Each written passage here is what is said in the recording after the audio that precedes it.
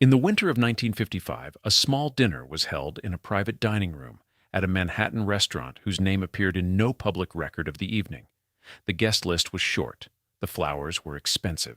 The conversation, by all surviving accounts, was brilliant, quick, intimate, laced with the kind of wit that requires years of practice to make sound effortless. At the head of the table, or near enough to it, sat Truman Capote, small, oddly dressed, laughing in a way that made everyone in the room feel they were the only person he had ever truly found funny.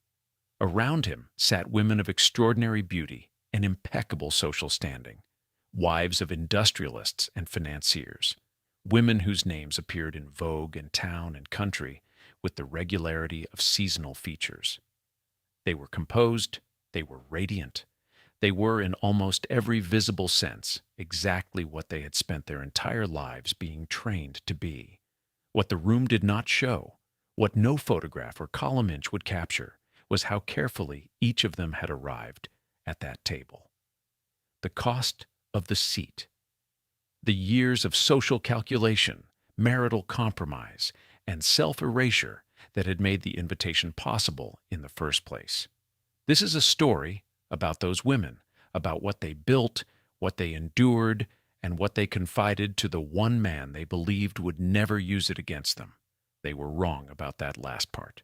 Babe Paley was born Barbara Cushing in Boston in 1915, the third daughter of a neurosurgeon of considerable reputation, and a mother of considerably more ambition.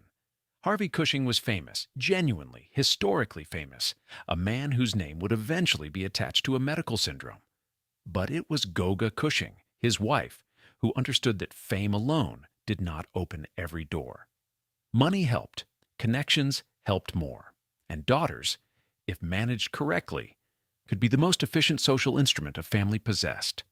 Goga Cushing managed her daughters with the focus of someone running a small, high-stakes enterprise. The three girls, Mary, Betsy, and Barbara, were groomed not toward any particular profession or passion, but toward marriage, specifically toward the right marriage. The kind that moved a family not just into wealth, but into the kind of social permanence that wealth alone could not guarantee. Each daughter was taught to dress well, speak well, and, perhaps most importantly, to make powerful men feel at ease in their presence. It was a skill that looked like charm and functioned like strategy. Barbara, who would become Babe, was the most naturally gifted of the three. She had a quality that people struggled to name precisely. It was not simply beauty, though she had that, nor simply elegance, though she had that too. It was a kind of total composure, an appearance of complete ease that made everyone around her feel that the room had been arranged specifically for her comfort. She carried herself as though the world had always been exactly as it was and always would be. Later in life, Vogue would call her one of the most beautiful women in the world. What they did not print was how early the training for that distinction had begun. She attended the Westover School in Connecticut, then Miss Porter's, the expected trajectory for a girl of her aspirations and station. She studied neither deeply nor with particular urgency. What she absorbed instead was the grammar of upper-class American social life. Which fork, which address, which tailor, which resort, which name to drop, and which to pretend not to recognize. By the time she was 20, she could enter any room in Boston or New York and read its social architecture within minutes. She knew who mattered, who was declining, who was on their way up, and what each of them wanted. She was not alone in this education. Across the social geography of mid-century America, other women were receiving versions of the same training. Gloria Guinness was born in Mexico, the daughter of a journalist, in circumstances that were not wealthy and not particularly stable. The precise details of her early life remained, throughout her lifetime, somewhat difficult to verify, a fact that was not accidental. Gloria understood earlier than most that origin was a story, and that stories could be edited. By the time she reached Europe in the late 1930s, she had been married twice, had moved through several countries, and had acquired the kind of self-possession that comes not from security, but from its opposite. She had constructed herself from the outside in, beginning with appearance and working inward, and the result was something almost architectural in its precision. She would eventually appear on best-dressed lists for decades. She spoke multiple languages. She wore clothes the way other people wear armor. Slim Keith, born Nancy Gross in California in 1917, came from a different kind of American background entirely. Her father was a mining engineer. Her family was comfortable, but not grand. What Slim had was not inherited position, but a quality of physical confidence and directness that made her, in any room, impossible to ignore. She was tall, lean, almost aggressively casual in her elegance, a style that looked unconstructed and was, in fact, meticulously maintained. She would be married 3 times. Her first husband, the director Howard Hawks, would shape her taste and introduce her to the world of Hollywood money. Her second, Leland Hayward, the Broadway producer, would connect her to the New York social world that would eventually bring her into Capote's orbit. Each marriage was, among other things, a door. Morella Agnelli was born into Italian aristocracy, the daughter of a Neapolitan prince. Her entry into the world Capote would later inhabit came through her marriage to Gianni Agnelli, the heir to the Fayette fortune, and by the 1950s, one of the most photographed men in Europe. Morella was cultured, deeply private, and possessed of a visual intelligence that expressed itself in the gardens she designed, the houses she arranged, and the way she moved through public spaces as though she had already decided in advance exactly how much of herself to reveal. She was, in many respects, the most self-contained of the women who would gather around Capote, and possibly for that reason, the one he understood least. Pamela Churchill, later Pamela Harriman, was English, the daughter of a baron, and had been married to Winston Churchill's son Randolph at 19. The marriage was unhappy and short, but it deposited her inside one of the most consequential social networks of the 20th century. She moved through the post-war years with a purposefulness that contemporaries sometimes found unsettling. She collected relationships with powerful men the way other people collect experience. And she was frank, at least in private, about the utility of those relationships. She was not, strictly speaking, one of Capote's innermost circle, but she occupied the same world, the same apartments, the same Riviera summers, the same carefully managed guest lists. What these women shared was not background. Their origins were radically different. What they shared was outcome. Each had arrived by different routes at the same narrow altitude of American and European social life. Each had learned, by necessity or by training, to present a version of herself that was immaculate, controlled, and almost entirely disconnected from whatever had existed before the performance began. They had arrived in the right rooms. What that arrival had cost, and what it continued to cost, every day, to remain there, was not the kind of thing discussed at dinner. Truman Capote first encountered this world in the late 1940s, and he understood it immediately, not because he belonged to it, precisely because he didn't. Truman Streckfus Persons was born in New Orleans in 1924 to parents who were, by any measure, poorly equipped for the task. His mother, Lily May, was 16 when she married his father, Arch Persons, a traveling salesman of fluctuating income and reliable unreliability. The marriage deteriorated quickly and publicly. By the time Truman was 4, his parents had effectively abandoned him to the care of elderly cousins in Monroeville, Alabama, a small town that would later become famous for producing, within the same few years and the same few streets, 2 of the most significant American writers of the 20th century. The other was Harper Lee, who lived next door and became, for a time, the closest friend Truman would ever have. He was small, peculiar, and visibly different from the children around him, in ways that Monroeville in the late 1920s had no framework for tolerating. He spoke with an unusual affect. He was interested in things that boys his age were not supposed to be interested in. He was mocked at school with a consistency and creativity that left marks he would spend the rest of his life alternately concealing and weaponizing. His mother eventually reclaimed him when she remarried a Cuban businessman named Joe Capote, whose surname Truman adopted, and relocated to New York. The city suited him in ways Alabama never had, but the wound of early abandonment, the specific loneliness of a child who had been left and then retrieved and never quite trusted either experience, traveled with him. He did not finish high school in any conventional sense. He worked briefly as a copyboy at The New Yorker, a position from which he was fired, by most accounts, for offending the poet Robert Frost at a lecture.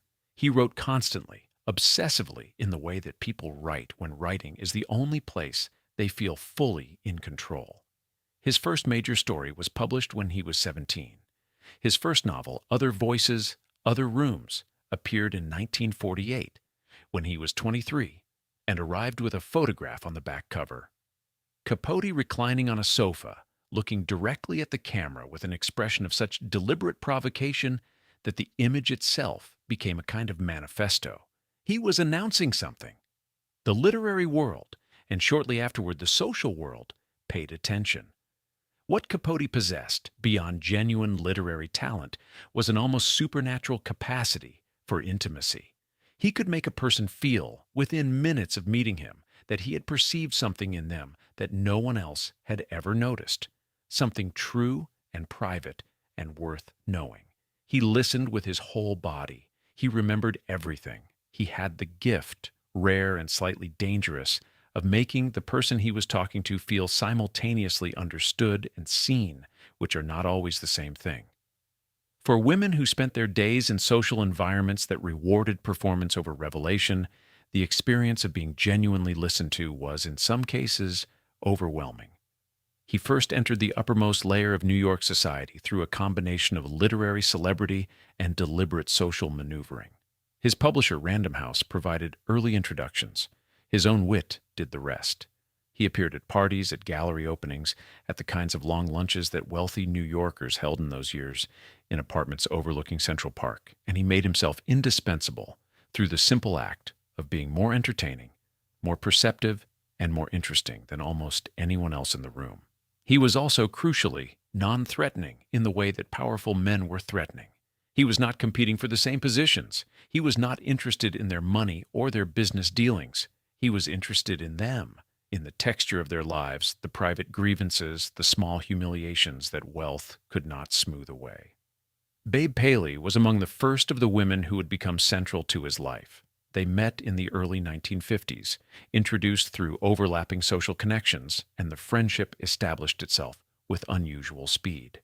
Capote later said that Babe was the most beautiful woman he had ever seen, but what he seemed to mean by that was something more than physical. He meant the totality of her, the way she occupied space, the precision of her self-presentation. He recognized in her a kind of artistry, and Babe, for her part, recognized in him something she had not encountered before. A man who was entirely without the particular agenda that most men in her world carried. He did not want to possess her. He did not want to use her for business connections or social advancement in the crude, transactional way her husband's associates did. He simply wanted to be near her. He wanted to talk. They lunched together several times a week during the years when their friendship was at its most intense. Capote had a ritual of calling his closest female friends in the morning, before the social day began, and these calls could last for hours. He called Babe. He called Slim Keith. He called Gloria Guinness and Morella Agnelli and CZ Guest, another woman in the circle. Connecticut-born, horse-obsessed, and possessed of a directness that Capote found alternately refreshing and alarming.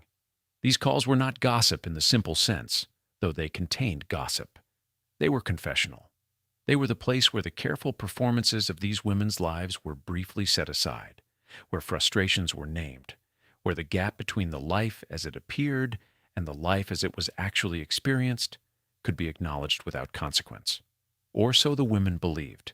Capote kept notes, not always formally, not always immediately, but he was a writer of extraordinary memory and methodical habit, and the things he was told, the details of unhappy marriages, the specifics of private humiliations, the names attached to affairs and cruelties, and small desperate acts, did not leave him. He stored them with the care of someone who understood, at some level, that they would be useful. Whether he knew in those early years of genuine warmth and real affection that he would eventually use what he was given, whether the collection was conscious or simply the reflex of a writer who could not stop observing, is a question that does not have a clean answer. What is clear is that the dynamic established in those morning telephone calls and long lunches at Côte Basque and La Grenouille contained, from the beginning, an imbalance. The women believed they were confiding to a friend. Capote believed he was, among other things, doing research. Both things were probably true simultaneously, and the tragedy that followed emerged not from malice alone, but from the specific confusion of those two modes, friendship and observation, that Capote never successfully separated. Slim Keith, who was sharper about practical matters than some of the others, said later that she had always understood Truman to be, first and foremost, a writer. She had known what that meant. She had told him things anyway. That admission, the knowledge held alongside the choice to confide regardless, captures something essential about what the Swans wanted from the arrangement. They wanted to be known. They wanted, after years of careful performance, to be seen by someone who was paying close enough attention to actually see them. Capote was paying attention. He was always paying attention. The question of what he intended to do with what he saw was one that none of them asked directly in those early years, because the asking would have required acknowledging something about the friendship that none of them, including Capote, was prepared to name. The lunches continued. The phone calls continued. The confidences deepened. And Capote moved through that gilded world with the ease of someone who had been granted access to a place he had spent his entire childhood on the outside of, who understood better than any of its actual inhabitants exactly what it was worth and exactly what it cost. In 1946, Babe Cushing married William S. Paley, the founder and chairman of CBS, in a ceremony that her mother Goga attended with the satisfaction of someone watching a long-term investment reach maturity. It was Babe's second marriage. Her first, to Stanley Mortimer Jr., had produced 2 children and a social position that was comfortable, but not quite grand enough. Mortimer came from old money, but old money that had thinned over generations into something more respectable than powerful. Paley was different. Paley was one of the most influential men in American media, a builder of genuine institutional power, and he was, at the time of their marriage, still in the process of becoming fully himself. Babe understood what she was entering. She was 29 years old, already trained in the specific requirements of a life at the highest social altitudes, and she brought to the marriage everything she had spent her youth developing: the beauty, the taste, the social fluency, the absolute reliability of her public composure. What Paley brought, beyond wealth and power, was a need for a particular kind of wife, one who could run houses of extraordinary complexity, entertain on a scale that served his professional ambitions, and appear, at every public moment, as a confirmation of his own discernment. Babe fulfilled these requirements with a completeness that was, to outside observers, almost architectural in its perfection. She oversaw the decoration of their homes: a townhouse in New York, a estate in Squaw Valley, a house in Nassau, with a precision that became, in design circles, genuinely influential. She set tables that people remembered decades later. She wore clothes in combinations that Vogue photographed, and other women attempted to replicate. She was, in the language of the time, the perfect wife. The marriage was not, by the private accounts of those close to it, a loving one. Paley was a serial philanderer, openly so within the social world he and Babe inhabited, less openly in the press. He conducted affairs with women who were sometimes Babe's own acquaintances, and he did so with a casualness that suggested he had never seriously considered that his wife's feelings on the matter were relevant. Babe knew. She had known, by most accounts, relatively early. What she did with that knowledge was absorb it, fold it into the general architecture of the life she had agreed to maintain, and continue. She did not leave. She did not make scenes. She was occasionally observed by close friends in states of private distress that vanished, by the time she appeared in public, as completely as though they had never occurred. This was not weakness in the way it might be framed today. It was, within the logic of the world Babe inhabited, a rational calculation. The alternative to staying, divorce, in 1950s America for a woman of Babe's social position, was not freedom. It was a specific kind of exile. Women who left powerful husbands in that era did not typically retain the houses, the staff, the social standing, the access to the rooms that had defined their entire adult lives. They became, instead, cautionary figures. Women who had failed to manage their marriages, who were perhaps to blame for what had gone wrong, who were no longer quite the right guest for certain dinners. Babe had watched this happen to other women. She had no intention of becoming one of them. Slim Keith's marriages followed a different trajectory, but operated on similar logic. Her first marriage to Howard Hawks had given her Hollywood and a particular kind of reflected glamour. Hawks was a director of genuine stature, and Slim moved through his professional world with an ease that shaped her permanently. She had, during that marriage, helped develop the career of a young actor named Humphrey Bogart, introduced him to a 19-year-old model named Betty Joan Persky, and watched with a complicated set of feelings as the woman she had essentially launched, who became Lauren Bacall, became famous in a role that Slim herself had helped conceive. Hawks and Slim divorced in 1948. The specific reasons were private, but the pattern, a powerful man, a wife whose function was partly decorative and partly operational, an ending that left the wife in a diminished position, was familiar. Her second marriage, to Leland Hayward, was perhaps the one she invested in most fully. Hayward was charming, socially electric, and at the center of the Broadway world that Slim had not previously inhabited. She loved him, by her own account, in a way she had not loved Hawks. With less calculation and more vulnerability, which turned out to be, in the specific economy of her life, a liability rather than an asset. Hayward left her for Pamela Churchill.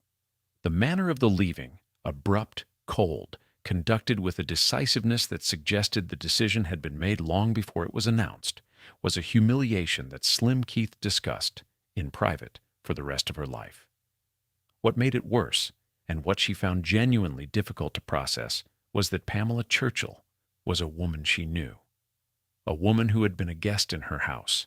The story of Pamela Churchill's acquisition of Leland Hayward is, depending on perspective, either a ruthless act of social predation or simply the application of skills that the world had rewarded consistently throughout her life. Pamela had learned during her marriage to Randolph Churchill and in the years that followed that proximity to powerful men required active maintenance. That charm was not a passive quality, but a practiced one, deployed with attention and timing. She had conducted well-known affairs with Averell Harriman, Edward R. Murrow, and Gianni Agnelli. All powerful, all married, all men whose company enhanced her own position. And she had emerged from each arrangement with her reputation not just intact, but somehow burnished.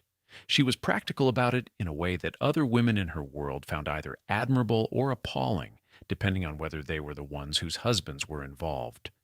Gloria Guinness occupied a somewhat different position in this constellation. She had, by the time she married Lowell Guinness in 1951, already been married twice, to a Spanish nobleman and to an Egyptian aristocrat, and had moved through enough of the world to have shed any remaining sentimentality about marriage as an institution. Lowell Guinness was one of the wealthiest men in Europe, an Anglo-Irish banker and sportsman who owned aircraft and racehorses and a succession of properties across several countries. The marriage was, by most external accounts, functional and mutually satisfactory in the way that arrangements between two sophisticated adults who want the same things tend to be. Gloria got the financial security and social platform she needed. Lowell got a wife of extraordinary elegance who ran their considerable household with total competence and reflected well on him wherever they went. What none of these marriages offered, what the institution itself as it functioned in that world and that era was structurally unable to offer, was the thing that each of these women, in different ways and with different degrees of awareness, actually wanted, which was simply to be known, to be seen not as a social function, not as an asset, not as the visible expression of a husband's success, but as a person with an interior, with opinions and fears and private humors and the particular quality of loneliness that comes from being surrounded at all times by people who need you to be something specific. This was what Truman Capote offered, and this was why, despite the differences in their backgrounds and temperaments and the specific textures of their unhappiness, each of these women opened the same door to him, the one that led not to the public rooms of their lives, so carefully arranged and maintained, but to the back rooms. The ones that were never photographed, the ones where the performance briefly stopped and something more unguarded and more real briefly appeared. For the one audience they believed they could trust. The marriages continued, the houses were maintained, the tables were set, and in the mornings, before the day's performance began, the telephone rang. In the spring of 1955, Truman Capote sent Babe Paley a letter. The contents of the letter were not, by the standards of correspondence between close friends, remarkable. It described a trip he had recently taken, a dinner that had gone wrong in an entertaining way, a person they both knew rendered in a few precise and quietly devastating sentences. What was remarkable was the tone, intimate to a degree that assumed a shared private language, as though the friendship had already established, without either party formally agreeing to it, its own grammar and its own rules. Babe kept the letter. She kept most of Capote's letters, eventually accumulating a correspondence that ran to hundreds of items, a fact that suggests something about what the letters meant to her, which was perhaps simply that they were addressed to her, not to the wife of William S. Paley, not to the woman Vogue photographed, but to Babe, whom Capote alone seemed reliably able to distinguish from the performance that surrounded her. The letter writing was one strand of a friendship that operated across multiple registers simultaneously. There were the telephone calls, which happened most mornings and could run to an hour or more, conducted from bed or from the particular kind of deep chair that Capote favored and that appeared in various forms in every apartment he inhabited. There were the lunches, usually at one of 3 or 4 restaurants that the New York social world of the 1950s had designated as appropriate. La Côte Basque, La Grenouille, Le Pavillon, where Capote and whichever swan he was seeing that day would occupy a corner table for 2 or 3 hours, visible enough to be noted but angled slightly away from the room, which created the particular intimacy of being both public and private at once. And there were the longer visits, weekends at the Paley's estate in Long Island, or at houses in the south of France, where Capote would arrive with his small overnight bag and his enormous personality and insert himself into the domestic life of the household with the ease of someone who had always been there. He was a remarkable house guest. Former hosts remembered him decades later with a specificity that suggested he had made a genuine impression on the texture of their daily lives. He was interested in the staff, not in a patronizing or performative way, but with what appeared to be genuine curiosity about the mechanics of how large houses actually functioned. He noticed things: the arrangement of flowers, the particular blue of a bedroom wall, the way a certain housekeeper moved through rooms as though she had memorized the floor plan. He ate with evident pleasure and strong opinions. He played cards with a competitiveness that surprised people who had mistaken his physical smallness for some broader kind of diminishment. He was, in short, fully present in a way that people who inhabited very large houses were often not, or could not afford to be, given the number of demands competing for their attention. With Babe specifically, the friendship had a quality that her other close relationships lacked. Her friendships with other women, while warm, operated within the social code that governed all of their interactions. There were things that were said and things that were not said, positions that were maintained, vulnerabilities that were not exposed. With Capote, the code was different. He had established early and deliberately a space in which the normal rules were suspended. He did this partly through his own disclosures. He was frank about his sexuality, his difficult childhood, his loneliness, his private fears in a way that made reciprocal frankness feel not just safe, but almost required.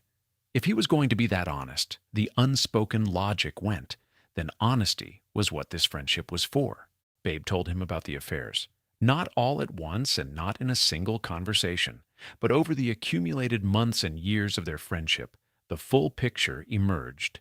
The names of the women, the specific incidents, the particular humiliation of learning about certain liaisons through social channels, rather than directly. She told him about the loneliness of the Nassau house in winter, when Paley was in New York and the children were at school and the staff moved through the rooms with the quiet efficiency of people paid not to be noticed. She told him about the mornings she spent in bed longer than necessary, not from illness, but from a disinclination to begin the day's performance before she had gathered enough of herself to sustain it. These were not small confidences. In the social world Babe inhabited, the admission of marital unhappiness was not merely a personal disclosure. It was a social risk. The value of her position depended partly on the impression that the position was chosen, maintained, and at least provisionally satisfying. A wife who was known to be unhappy was a wife whose husband's behavior was implicitly being criticized, and husbands of William Paley's stature did not appreciate that kind of visibility. Babe knew this, she told Capote anyway. Slim Keith's confidences took a different form. Slim was more guarded than Babe by temperament. She had a directness that could read as confidence, but was partly, like all directness, a form of self-protection. What she gave Capote was not the deep structural unhappiness of her marriage, but the operational details of the social world they both inhabited. Who was sleeping with whom, which friendships were genuine, and which were transactional. The specific mechanics of how the women in their circle managed the gap between their public lives and their private ones. She was a brilliant observer of social behavior, and Capote found her accounts of the world they shared both entertaining and, in the particular way that a writer absorbs information, useful. She told him about Anne Woodward. Anne Woodward was not one of the Swans. She was, in the taxonomy of that social world, something more complicated. She had been born in Kansas, had worked as a model and actress, and had married William Woodward, Jr., the heir to a banking fortune and the owner of a celebrated racehorse named Nashua. The marriage had been viewed with suspicion by the Woodward family and by the social world into which Anne had married. She was considered an outsider, a woman whose origins were wrong, and whose manner was insufficiently deferential about that fact. In October 1955, Anne Woodward shot and killed her husband in their Long Island home, claiming she had mistaken him for a prowler. A grand jury declined to indict her. The social world in which she had briefly moved did not decline to judge her. She was effectively destroyed, excluded from every room she had worked to enter, treated as a murderer regardless of the legal outcome, returned by the collective social machinery to a category of person who did not belong. Slim told Capote about Anne Woodward with the particular relish of someone reporting from a world she understood completely. She described the social dynamics with precision, the way the Woodward family had never accepted Anne, the specific cruelties that had been deployed against her, the way the shooting had become, almost immediately, a vehicle for the expression of class contempt that had always been present but now had a legitimate outlet. Capote listened. He remembered.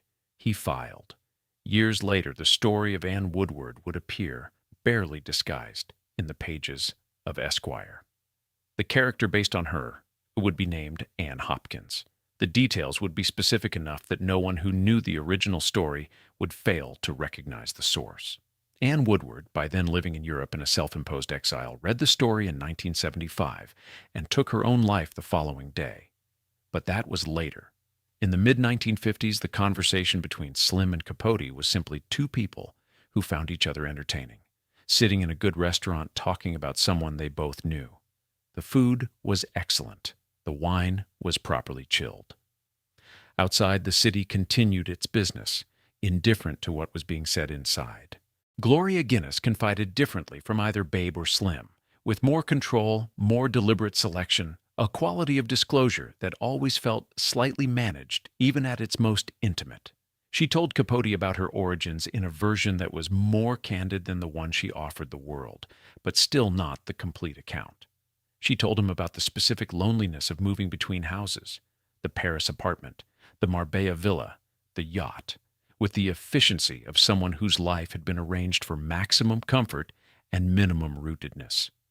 She said once, in a phrase that Capote repeated to others, that she had never in her adult life slept in the same bed for more than 3 consecutive weeks. She said it without apparent complaint, as a simple observation about how her life was structured. Capote heard it as something else. CZ Guest told him about her marriage to Winston Guest, not its unhappiness, because the marriage was by most accounts genuinely functional, but its textures, the horses, the Long Island mornings, the particular quality of a life lived mostly outdoors in contrast to the hothouse social world she also inhabited. CZ was, among the Swans, the most straightforwardly contented, or at least the most convincingly so, and Capote seemed to find this both restful and slightly baffling. He was more comfortable with unhappiness. He knew what to do with it. Morella Agnelli gave him the least. She was the most self-contained of the group. She had perhaps the most to lose by disclosure, given her husband's prominence and her own deeply private nature, and she maintained with Capote a warmth that was real but boundaried. She laughed at his stories. She invited him to the Villa Agnelli. She allowed him into the peripheral spaces of her life without allowing him into the center. Capote found her fascinating in the way that closed things fascinate, not despite the resistance, but because of it. What all of these friendships had in common, beneath their different textures, was the same basic transaction. The women gave, and Capote received.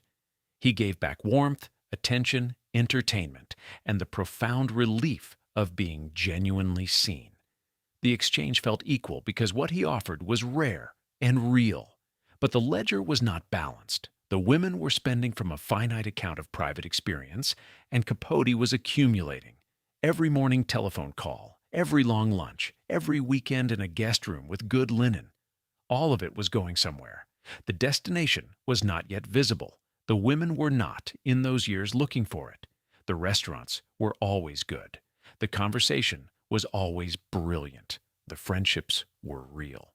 And somewhere in a series of notebooks, in handwriting that was small and precise and completely legible, a record was being kept.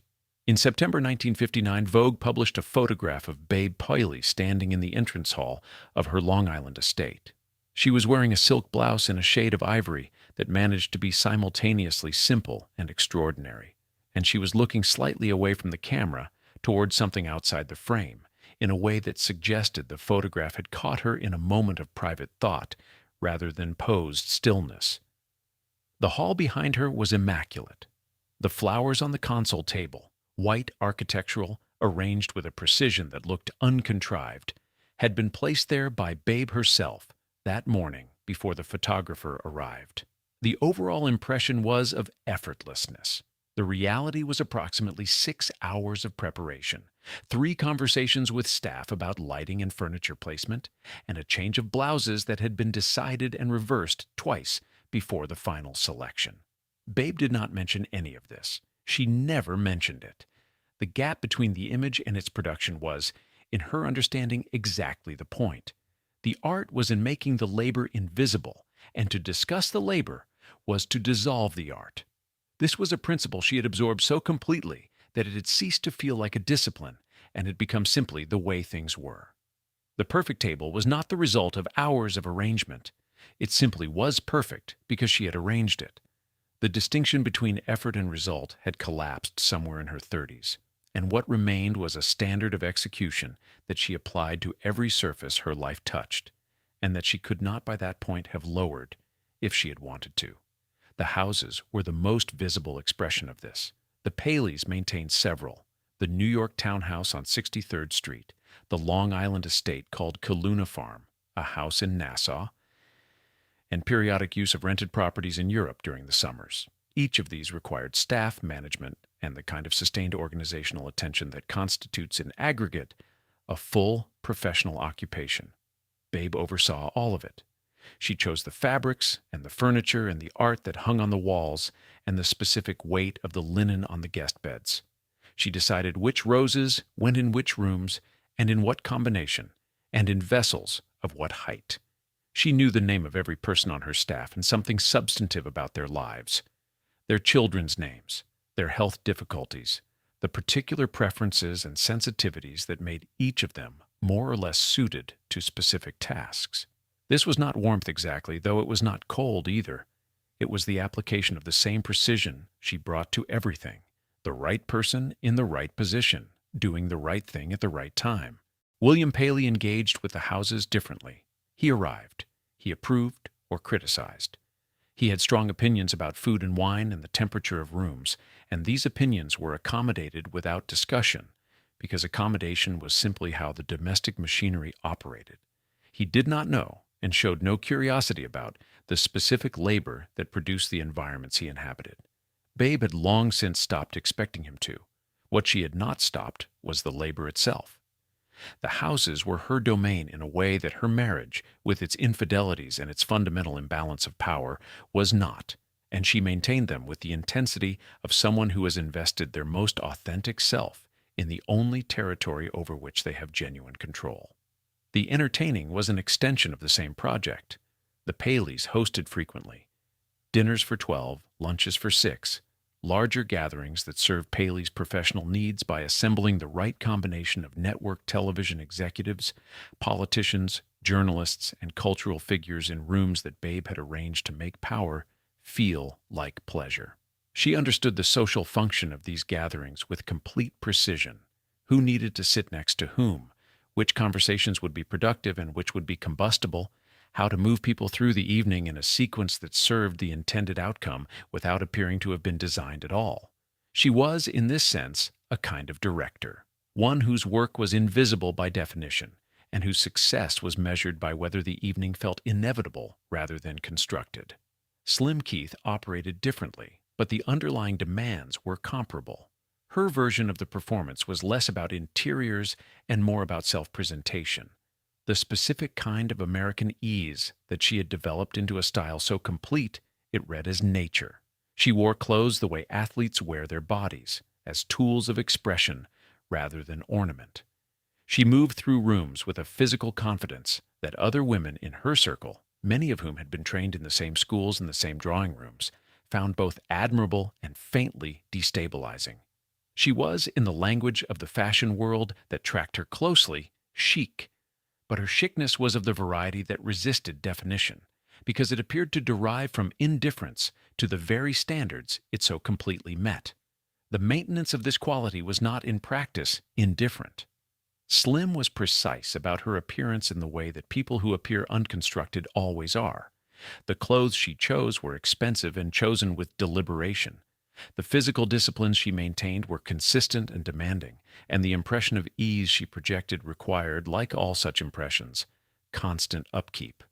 What she did not do, and what distinguished her from some of the others in the circle, was treat the performance as the primary substance of her life.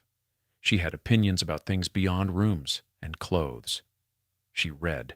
She was genuinely funny in the reactive and quick way rather than the prepared and performed way.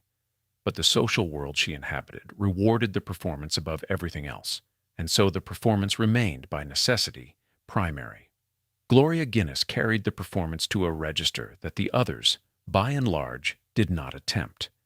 Where Babe's art was domestic and Slim's was physical, Gloria's was almost conceptual. She had constructed a persona of such absolute completeness that it was impossible, even for those who knew her well, to locate the seam between the person and the presentation. She spoke several languages and moved between them with a fluency that was partly linguistic and partly social.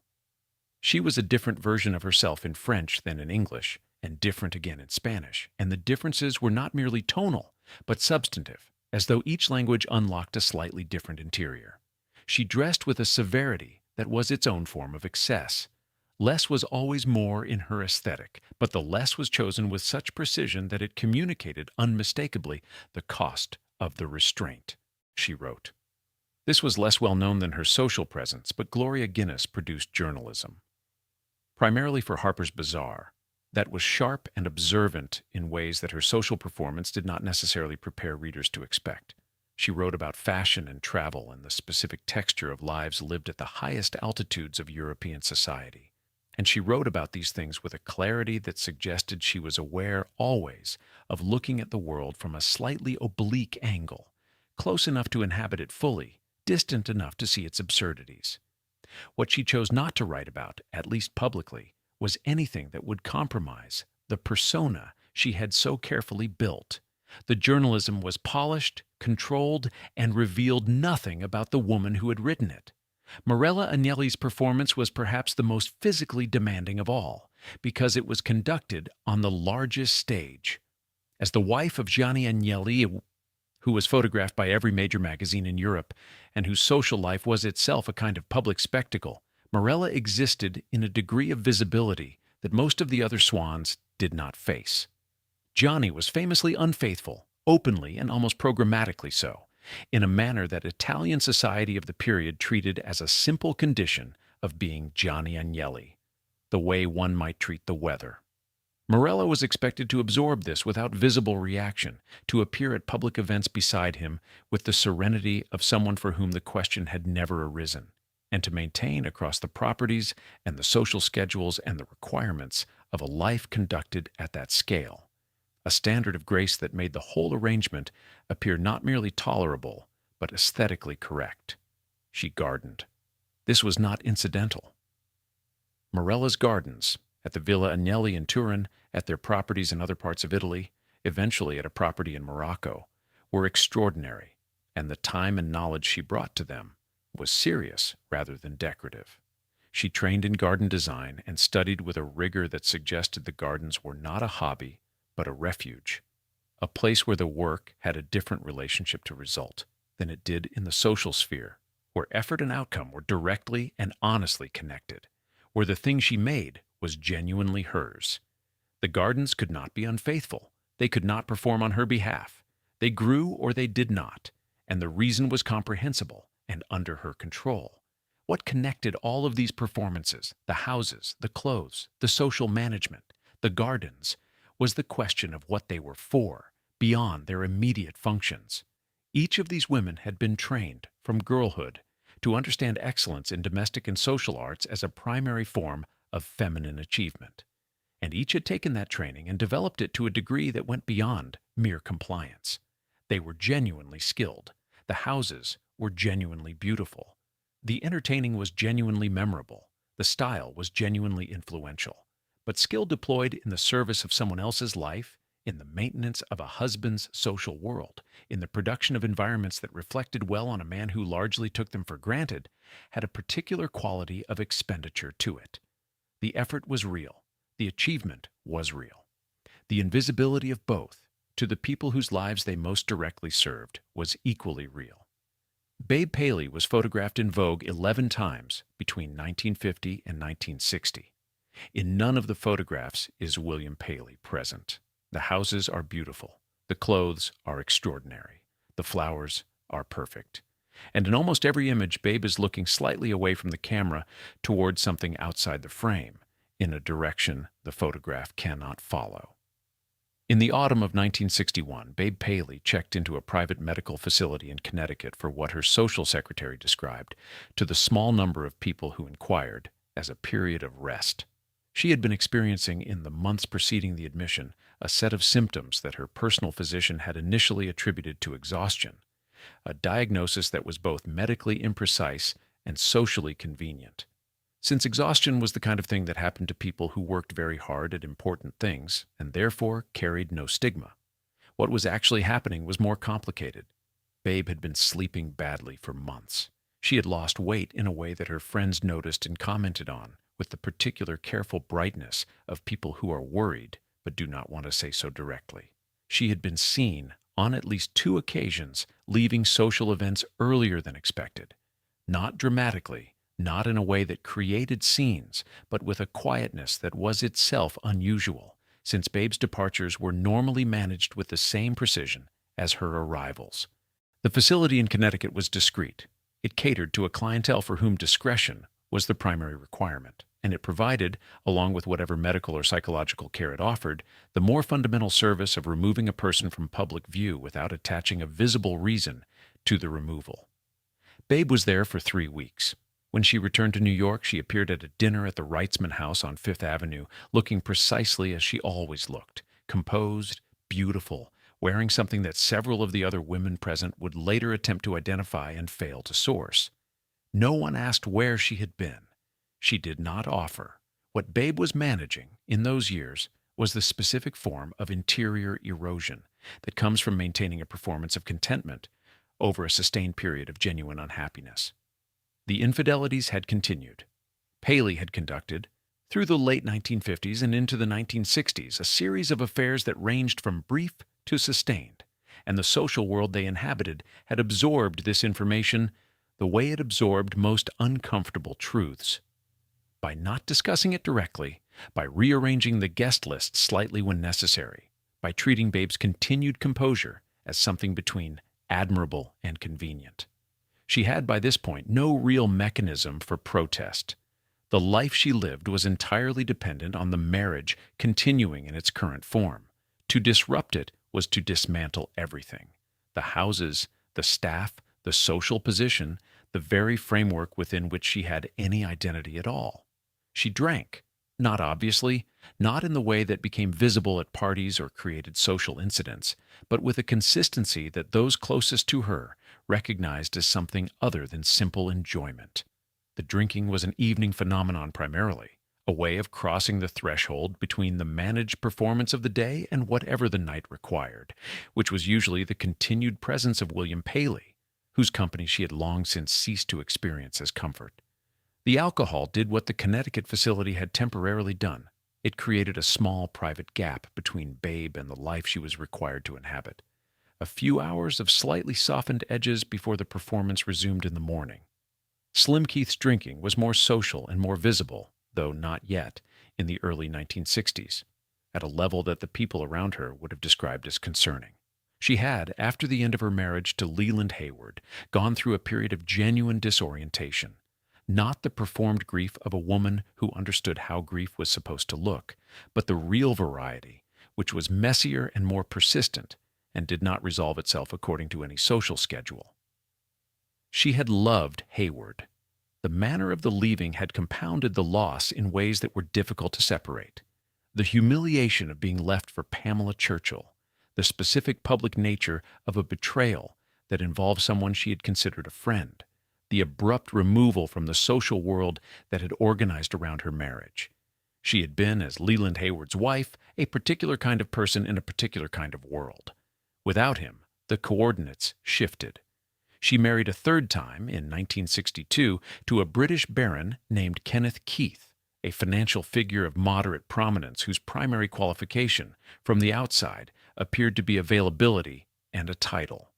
The marriage was almost immediately unsatisfactory. Kenneth Keith was dull in the way that Slim, who required stimulation the way some people require oxygen, found genuinely difficult to endure. He was not unkind, by most accounts, but he was not interesting, and he had a quality of bovine self-satisfaction that Slim, whose private assessments of people were both accurate and merciless, found herself cataloging with increasing grimness as the months passed. She was photographed at various London social events during this period looking magnificent, as always, and wearing an expression that could be read as serenity if you were not paying close attention, and as something considerably more complicated if you were. Capote visited her in London during the early years of her marriage to Kenneth Keith, and she told him, over a long lunch at a restaurant in Mayfair, that she thought she had made a mistake. She said it with the same directness she brought to everything, and Capote, who had been skeptical of the marriage from the beginning, received this information with the combination of genuine sympathy and acute attention that characterized his responses to confidences of this kind. He told her she could leave. She said it wasn't that simple. He said it was exactly that simple. She laughed. They ordered dessert. She stayed in the marriage for several more years. The health difficulties were not confined to Babe. Gloria Guinness had, throughout her adult life, maintained her physical appearance with a discipline that, to those who observed it closely, suggested something more than aesthetic preference. She ate sparingly, not in the way of a woman managing her figure, but in the way of a woman for whom food had become a form of control, one of the few variables in a life of enormous comfort and enormous constraint that she could regulate with complete authority. She was famously thin, in a way that the fashion world celebrated, and that her doctors, on at least some occasions, viewed differently. The thinness was part of the performance. It was inseparable from the aesthetic she had constructed. But it was also, beneath the performance, a symptom of something that had no public name in the world she inhabited. The children were the fractures that were hardest to see from outside, because the children were rarely visible at all. The Swans' relationships with their children existed in a register that was almost entirely separate from the social lives being documented in magazines and columns, and the separateness was not accidental. Children required a kind of presence, messy, unmanaged, emotionally available, that was fundamentally incompatible with the sustained performance of the social life. The houses were not designed for children in the way that houses are designed when children are the primary consideration. The schedules were not organized around school events or childhood illness or the particular demands of adolescence. The children were present. There were schools and nannies and summer arrangements, but they were present in the way that the staff was present, as a managed element of a larger household, rather than as its organizing principle. Babe's children from her first marriage, Stanley Mortimer III and Amanda Mortimer, occupied a position in her life that those who knew the family described as warm but structured. She loved them, in the general understanding of those who observed the family, but she loved them within the framework of a life that had been built around other requirements, and the framework held even when the requirements of motherhood pressed against it. Her children with Paley, William Cushing Paley and Kate Paley, were younger, and their childhood coincided with the period of Babe's deepest social and domestic achievement, which meant it also coincided with the period of her most sustained performance. What they absorbed from growing up in those houses, beside that particular version of their mother, was not something Babe appears to have examined directly, at least not in any account that survives. There was a specific incident in the summer of 1963 that several people in the Paley social circle knew about, in the partial and slightly distorted way that information traveled in that world. Babe had, at a dinner at Kaluna Farm, made a remark to William Paley in front of guests that was sharp enough in its precision and unexpected enough in its delivery that the table went briefly silent.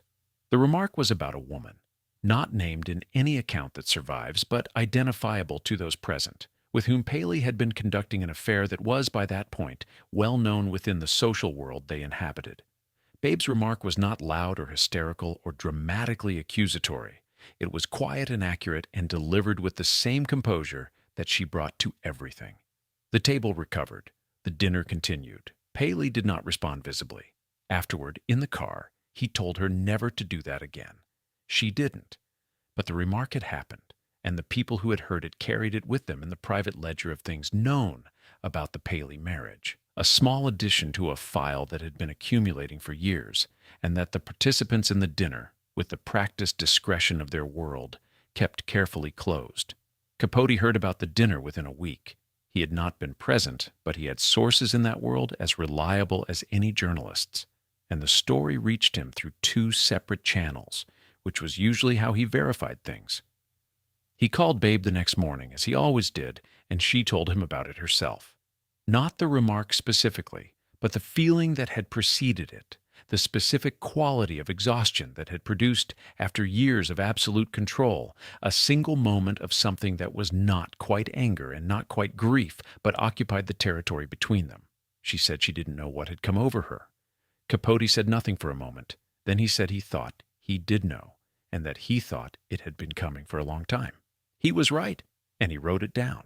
In 1957, Babe Paley wanted to redesign the garden at Kaluna Farm.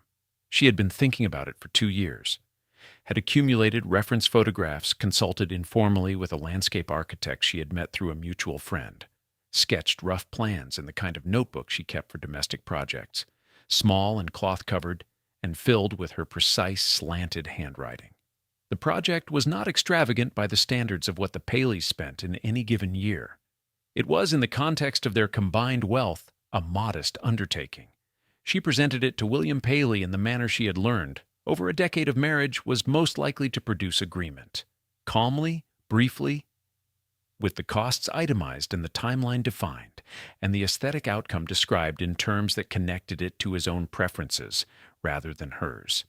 He said no, not with cruelty and not with extended explanation. He simply said it was not something he wanted to do that year, and the conversation closed. Babe put the notebook away. The garden remained as it was. The exchange was not unusual. It was, in fact, characteristic of a dynamic that organized the Paley marriage at a level more fundamental than the infidelities or the social performance or the accumulated unhappiness of two people who had chosen each other for reasons that had mostly to do with what each could provide rather than who either of them was. The dynamic was this: William Paley controlled the money, all of it. Babe's personal expenditure, the clothes, the flowers, the specific chocolates she ordered from a particular shop in Paris, the small gifts she gave with a thoughtfulness that her friends found extraordinary, flowed through an arrangement that required, at some level, his ongoing approval. She was not poor, she was not denied, but she was dependent in a way that she had understood when she married him, and that she had continued to understand every day since, and that she had never, at least publicly, described as anything other than simply the way things were. This was not a condition unique to Babe. It was, in various forms, and with various degrees of visibility, the financial reality of almost every woman in the circle Capote inhabited.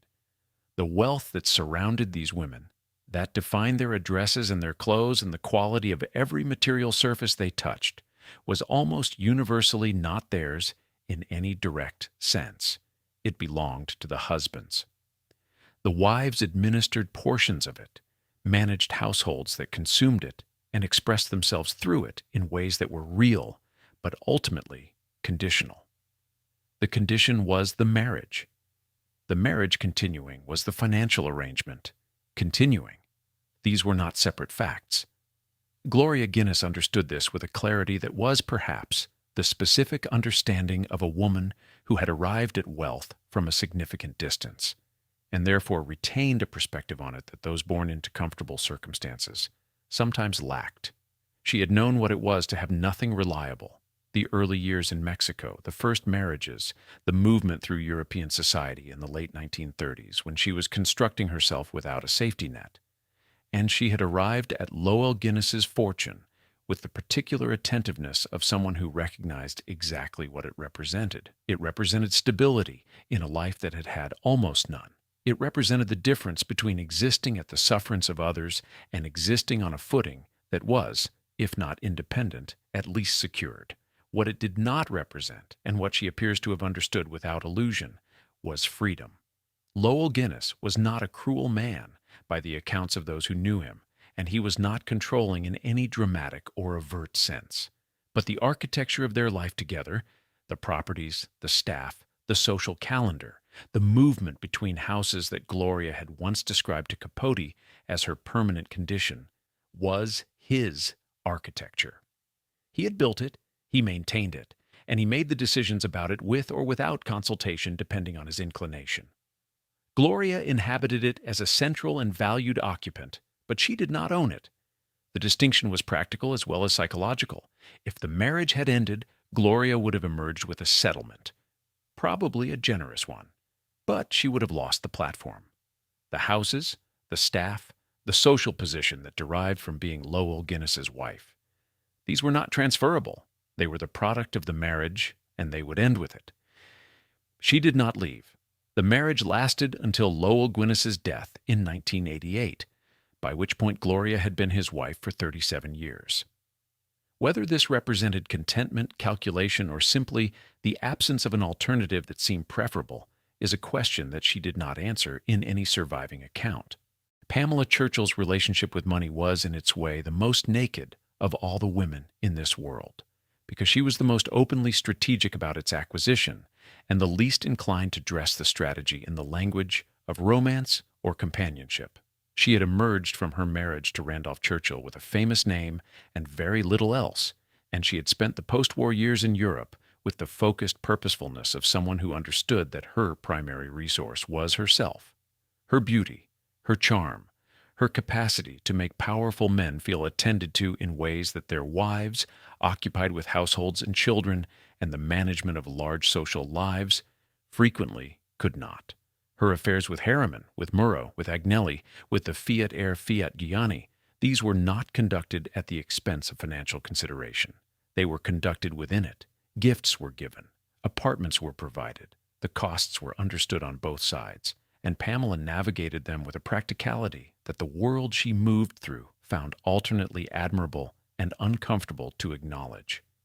When she eventually married Leland Hayward in 1960, the marriage that ended Slim Keith's second union, she was acquiring, among other things, a position in American social life that her European years had not provided. Hayward was well connected in New York and on Broadway in a way that was different from the European networks she had cultivated, and the marriage gave her access to rooms she had not previously inhabited.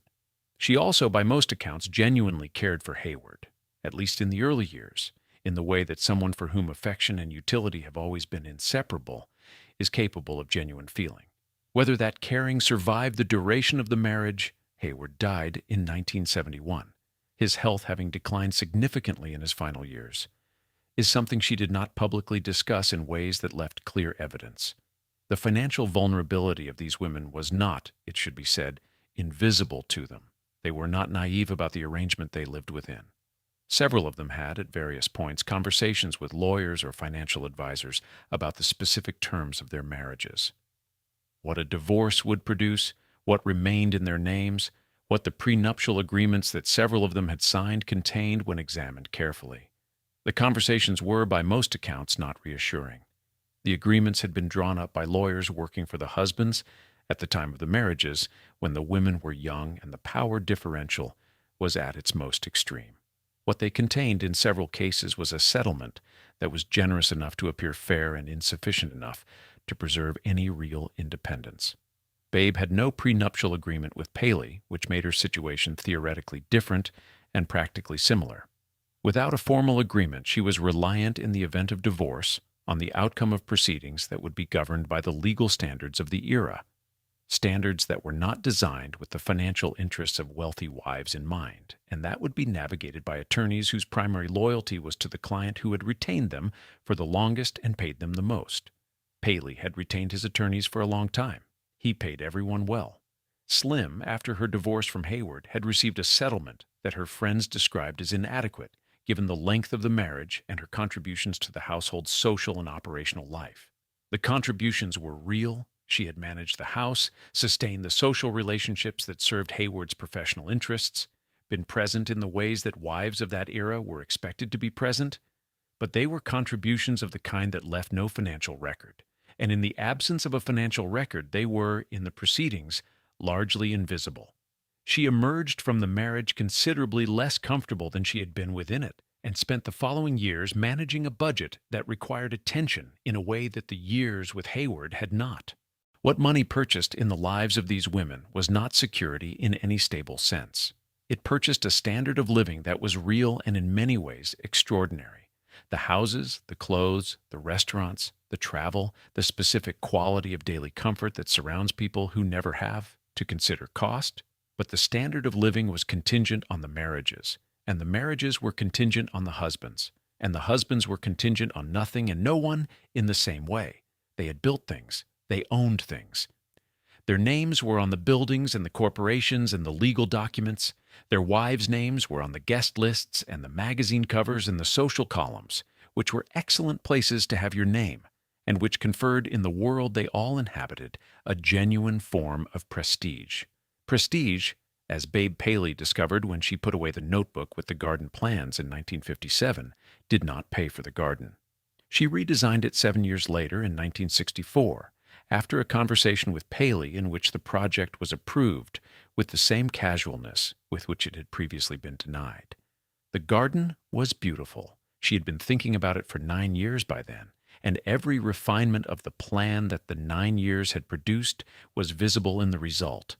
Paley walked through it once on the day it was completed, said it looked very nice, and went inside. In the summer of 1963, Morella Agnelli attended a garden party at a villa outside Florence that was hosted by a minor Italian aristocrat whose name has not survived in any account of the event with particular clarity. What has survived is a description of Morella herself, offered by a journalist who was present and who wrote about the afternoon in a column that circulated in Italian social circles. She was wearing white, she was standing slightly apart from the main gathering, and she was looking out over the garden toward the hills with an expression that the journalist described, with the inexact poetry of social reportage, as distant. The description was meant probably as a compliment. Distance, in that world, read as refinement. What the journalist did not have the context to understand was that the summer of 1963 was the summer in which the civil rights movement in America had reached a pitch of public visibility that was impossible to ignore, even from a villa in Tuscany, and that Morella, who read widely and followed American affairs with more attention than her social circle generally required, was aware of it. What she thought about it. How the image of fire hoses turned on marchers in Birmingham, or the specific details of Medgar Evers's assassination in June of that year, or the March on Washington in August, existed in relation to the life she was living in those Florence hills is not recorded. The distance in her expression had no caption.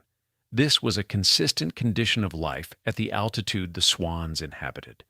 The world was happening, visibly and urgently, and the world was also entirely outside the frame of daily experience. The distance was not simply geographical, though it was partly that. The villas and the estates and the seasonal migrations between properties in different countries created a physical remove from the texture of ordinary life that was difficult to overstate.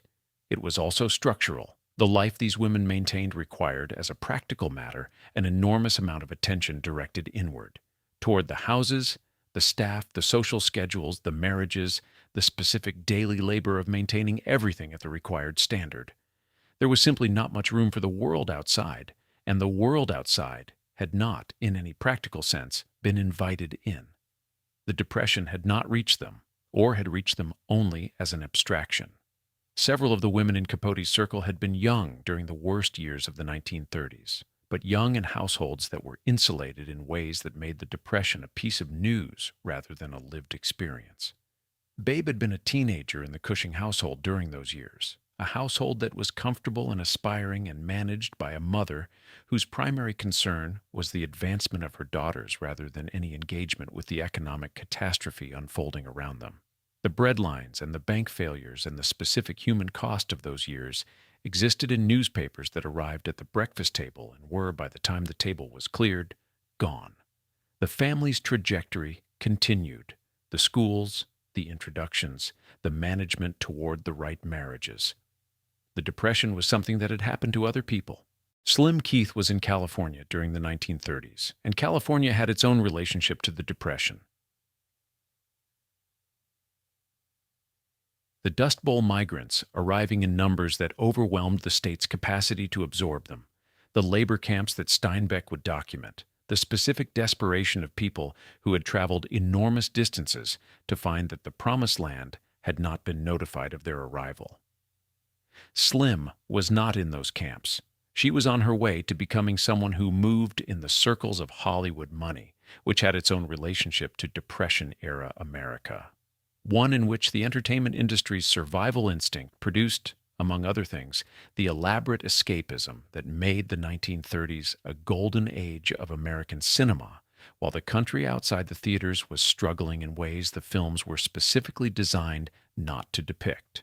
What connected all of these women to the world outside their windows was primarily philanthropic, which is to say, the connection was managed, structured, and conducted at a distance that preserved the essential separation while providing a mechanism for acknowledging that the separation existed.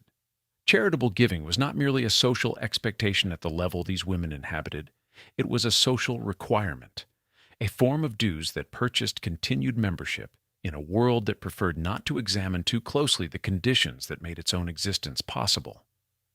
The Paleys gave to cultural institutions, the Museum of Modern Art, Lincoln Center, various hospital building funds. Babe sat on boards and attended benefits and lent her name to causes that were, by the standards of the era, uncontroversial. The arts, medicine, the preservation of things that wealthy people had decided were worth preserving.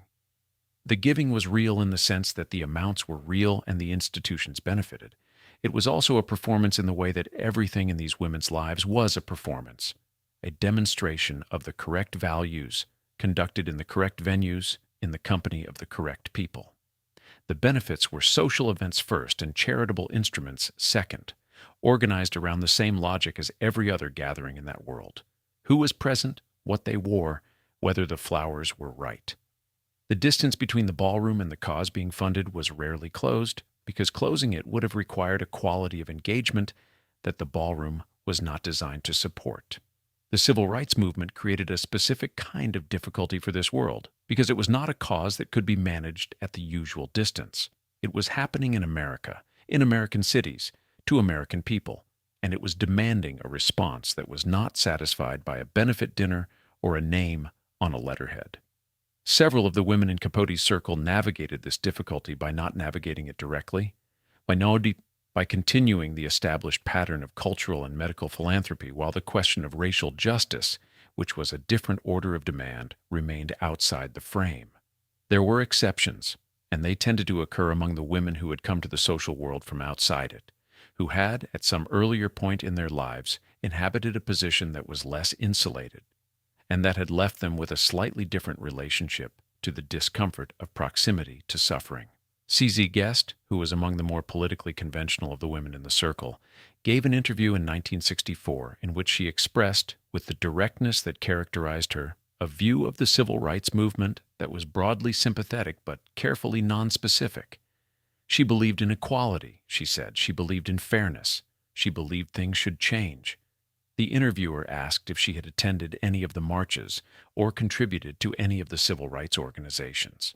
She said no, she hadn't. She had been in the country that week. She said it without apparent irony. The interviewer moved on. The Vietnam War arrived in the mid-1960s and settled into the texture of American life with a persistence that made the civil rights movement's demands seem, in retrospect, almost containable. The war was different because it reached into families in ways that the social world could not entirely manage. It was not possible quite to have a benefit dinner for the war and thereby create a comfortable distance from it. Sons were being drafted. The sons of the very wealthy were finding ways not to be drafted, which was a different piece of information, equally uncomfortable in its implications, that also circulated quietly through the social world, without being directly discussed. Capote was not indifferent to the world outside the window. He was, by temperament and by the specific experience of his early life, more exposed to it than most of the people he moved among. He had grown up poor, or near enough to it, and he had moved through New York in his early career without the financial cushion that his social world later provided. He understood in a bodily way what it meant to be outside the rooms rather than inside them, and this understanding informed his writing in ways that his social life sometimes obscured. In Cold Blood, which he was researching and writing through the late 1950s and into the mid-1960s, was an act of sustained engagement with a world entirely removed from the drawing rooms of the Swans, rural Kansas, violence, poverty, the specific darkness of lives that had no mechanism for insulation. The book required him to spend extended periods in Holcomb, Kansas, interviewing people whose daily existence bore no resemblance to any life he had lived since his early 20s. He told the Swans about, in Cold Blood in fragments, over lunches and telephone calls, describing Perry Smith and Dick Hickok with the same focused attention he brought to describing everyone he found interesting, which meant with sympathy and without sentimentality, seeing clearly without requiring the seeing to produce a verdict. Babe was interested. Slim was interested. They found the material genuinely engaging, partly because Capote was a brilliant storyteller and partly because the distance of the subject matter, the farmhouse, the murders, the trial in a Kansas county seat, was itself a form of entertainment. It was the world outside the window, brought inside and rendered in Capote's voice, which made it safe to look at. In Cold Blood was published in 1966 to extraordinary acclaim and made Capote more famous than he had ever been. It also made him a great deal of money, which altered his position in the social world he inhabited in ways that were subtle but real. He had always been present in these rooms as a guest, welcomed, treasured, but ultimately dependent on the hospitality of people whose wealth was of a different order than his own. The success of the book changed that, or began to. He bought a house. He spoke with slightly more authority about things he wanted and expected. He began in ways that were not yet visible to the people around him, to think of himself as someone whose position in the world was secured by something other than charm. Outside, the war continued. The marches continued. The country was in the process of tearing itself open in ways that would not be repaired for decades, and possibly not at all. Inside the restaurants and the apartments and the Long Island estates, the tables were set and the conversations were brilliant and the flowers were exactly right. The windows were large and clean and looked out over gardens that had been designed by people who understood how to make the view from inside as beautiful as possible. The glass was very good. Almost nothing came through it. On the evening of November 28, 1966, 540 people arrived at the Grand Ballroom of the Plaza Hotel in New York, wearing black and white and masks. The invitation had specified the dress code with the precision of a military order. Gentlemen in black tie, ladies in black or white gowns, everyone in masks to be removed at midnight. The guest list had been assembled by Truman Capote over a period of several months with the care of someone constructing an argument. each name a deliberate choice, each inclusion and exclusion, a statement about the nature of the world. Capote had decided he was now qualified to define. The party was nominally in honor of Katharine Graham, the publisher of the Washington Post, whose friendship with Capote had developed in the years following her husband Philip Graham's suicide in 1963. But the party was, more fundamentally, in honor of Truman Capote, a celebration of the position he had reached, the rooms he now moved through, as something closer to an equal than a guest, the distance he had traveled from the Alabama childhood that had shaped him with such thorough and specific cruelty. The guest list was the party. Capote had understood this from the beginning. The 540 people represented a cross-section of the mid-century American establishment that had never previously been assembled in a single room. Politicians and artists and journalists and socialites and celebrities and intellectuals and the wives of industrialists, all gathered under the same chandelier, all subject to the same dress code, all there because Truman Capote had decided they should be. Frank Sinatra came. Lyndon Johnson's wife came. Norman Mailer came. Lauren Bacall came, which had its own complicated resonance given the history between Slim Keith and the Women Hawks had helped create. Babe Paley came, in a dress that was subsequently described in approximately 40 separate accounts of the evening, all of them using slightly different adjectives.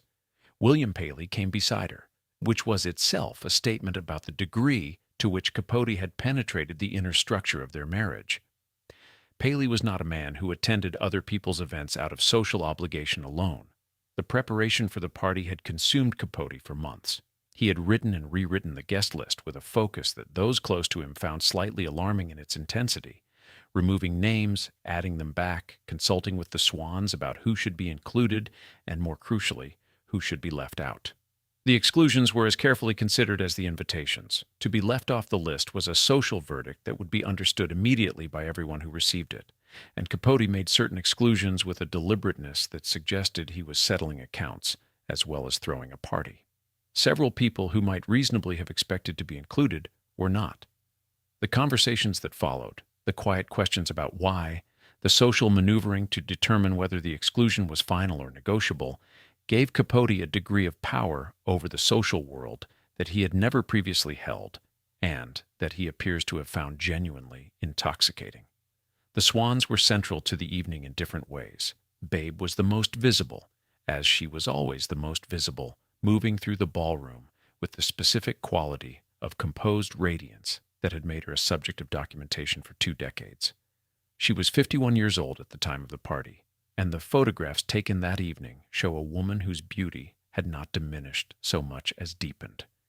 There was something in her face that the earlier photographs did not have, a quality of experience that had been absorbed and processed and turned into something that was, if anything, more compelling than the uncomplicated beauty of her 30s. She danced with Capote at some point during the evening, and the photographs of that moment, small and slightly odd-looking man, tall and extraordinary woman, circulated in the press for weeks afterward as a kind of emblem of something the culture was trying to name. Slim Keith arrived alone, which was its own kind of statement. Her marriage to Kenneth Keith was, by late 1966, a managed distance rather than a functioning relationship, and she had spent enough of the year in New York, apart from him, that her social presence had reestablished itself as independent in a way it had not been since the Hayward years. She wore something that everyone at the party would later remember, and no one would precisely agree on. She was, by all accounts, in excellent form. Her specific brand of physical confidence at its most fully expressed, her conversation at its sharpest. She had been looking forward to the evening for weeks, and it showed. Gloria Guinness came from Europe, which required the kind of logistical coordination that her life routinely involved and that she managed without apparent effort. She had been in the preceding months less present in New York than usual. The Guinness's life was organized primarily around Europe, and her appearances in the American social world were carefully managed rather than constant. Her arrival at the plaza was therefore an event within the event. People noted her entrance in ways that people note the arrival of someone whose presence has been uncertain until the moment it occurs. She wore black with the severity she brought to everything, and she looked, by universal account, extraordinary. The party was a masterpiece of social theater, and it was Capote's masterpiece specifically. He had conceived it, organized it, controlled every element of its execution, and presided over it with a glee that was not entirely concealed by the host's conventional requirement to appear at ease. He was not at ease. He was triumphant. He moved through the room with the energy of someone who has spent a lifetime imagining a particular moment and is now, for the first time, inside it. He was funny. He was warm. He was everywhere. Present at every table, in every conversation, the organizing consciousness of an evening that required one. But there was something else present in his behavior that night, noticed by several of the people close to him, and recorded in accounts written years afterward. He was also, beneath the triumph, taking inventory. He was watching. The same acute attention that he had brought to all those morning telephone calls and long lunches was operating that night at an elevated pitch. Sharpened perhaps by the alcohol he was consuming with more consistency than usual, or by the specific quality of visibility the evening had created, he was seeing the people he had known for years in a new context, and the new context was making him see them differently. The social world that he had been admitted to as a guest, and that he had believed on some level he had now fully entered, was revealing itself, as these worlds always do when examined from a sufficient height, as a machinery of exclusion and performance, and carefully maintained illusion, whose inner workings he understood better than almost anyone present. He understood it because he had spent 15 years being told about it in detail by the people who ran it. What he had been given in all those phone calls, all those lunches, all those weekends in guest rooms with good linen, was not just friendship and entertainment. He had been given the operational truth of the most exclusive social world in mid-century America. He knew which marriages were held together by calculation and which by habit and which by nothing at all. He knew which fortunes were secured and which were quietly declining. He knew about the affairs and the private griefs and the specific humiliations that wealth could not smooth away. He knew more about the private lives of the people in that ballroom than they knew about each other, because each of them had told him things in the confidence of individual friendship that they had never shared with the group, and the group was now assembled in one room, in his room, at his invitation. He danced, he laughed, he moved from table to table with the ease of someone entirely at home in the room he had created. The masks came off at midnight, as specified, and the faces underneath were the same faces he had known for years. Beautiful, composed, performing, familiar in ways that he had spent 15 years cataloging with the attention of a scientist and the affection of a friend. The party ended in the early hours of the morning. The guests collected their coats and their cars and dispersed back into the city. Capote was among the last to leave, which was fitting. It was his party, and the ending of it was his to manage. He left with a small group that included, by most accounts, at least one of the Swans, and they went somewhere for a final drink in the way that people do after events that have been so completely what they were supposed to be that the ordinary hours after them feel slightly unreal. The reviews of the party appeared in newspapers and magazines over the following days and were uniformly ecstatic. The word most commonly used was unforgettable, which was accurate in a way that none of the reviewers fully understood at the time. The party was unforgettable because it was Capote's peak. Everything that followed would be measured against it, and everything that followed would fall short. Not immediately, and not visibly, but with the same quiet inexorability with which everything in these lives proceeded, the damage accumulating beneath the surface, the performance continuing above it, the distance between the two growing wider with each passing month until the gap was too large to close. The ballroom was empty by 4 in the morning. The flowers were taken down. The chairs were folded and stacked and moved away by people whose names appeared in no account of the evening. The staff of the plaza, who had set the room and cleared it, and who had watched from the edges of the party the same gathering that would be written about for decades, and who would not be asked what they had seen. Outside, on Fifth Avenue, the city continued its November business, indifferent to what had just ended inside. Sometime in 1958, in an apartment on the Upper East Side that Capote had furnished with the same precise aesthetic attention he brought to everything he inhabited, he began making notes for a novel he called Answered Prayers.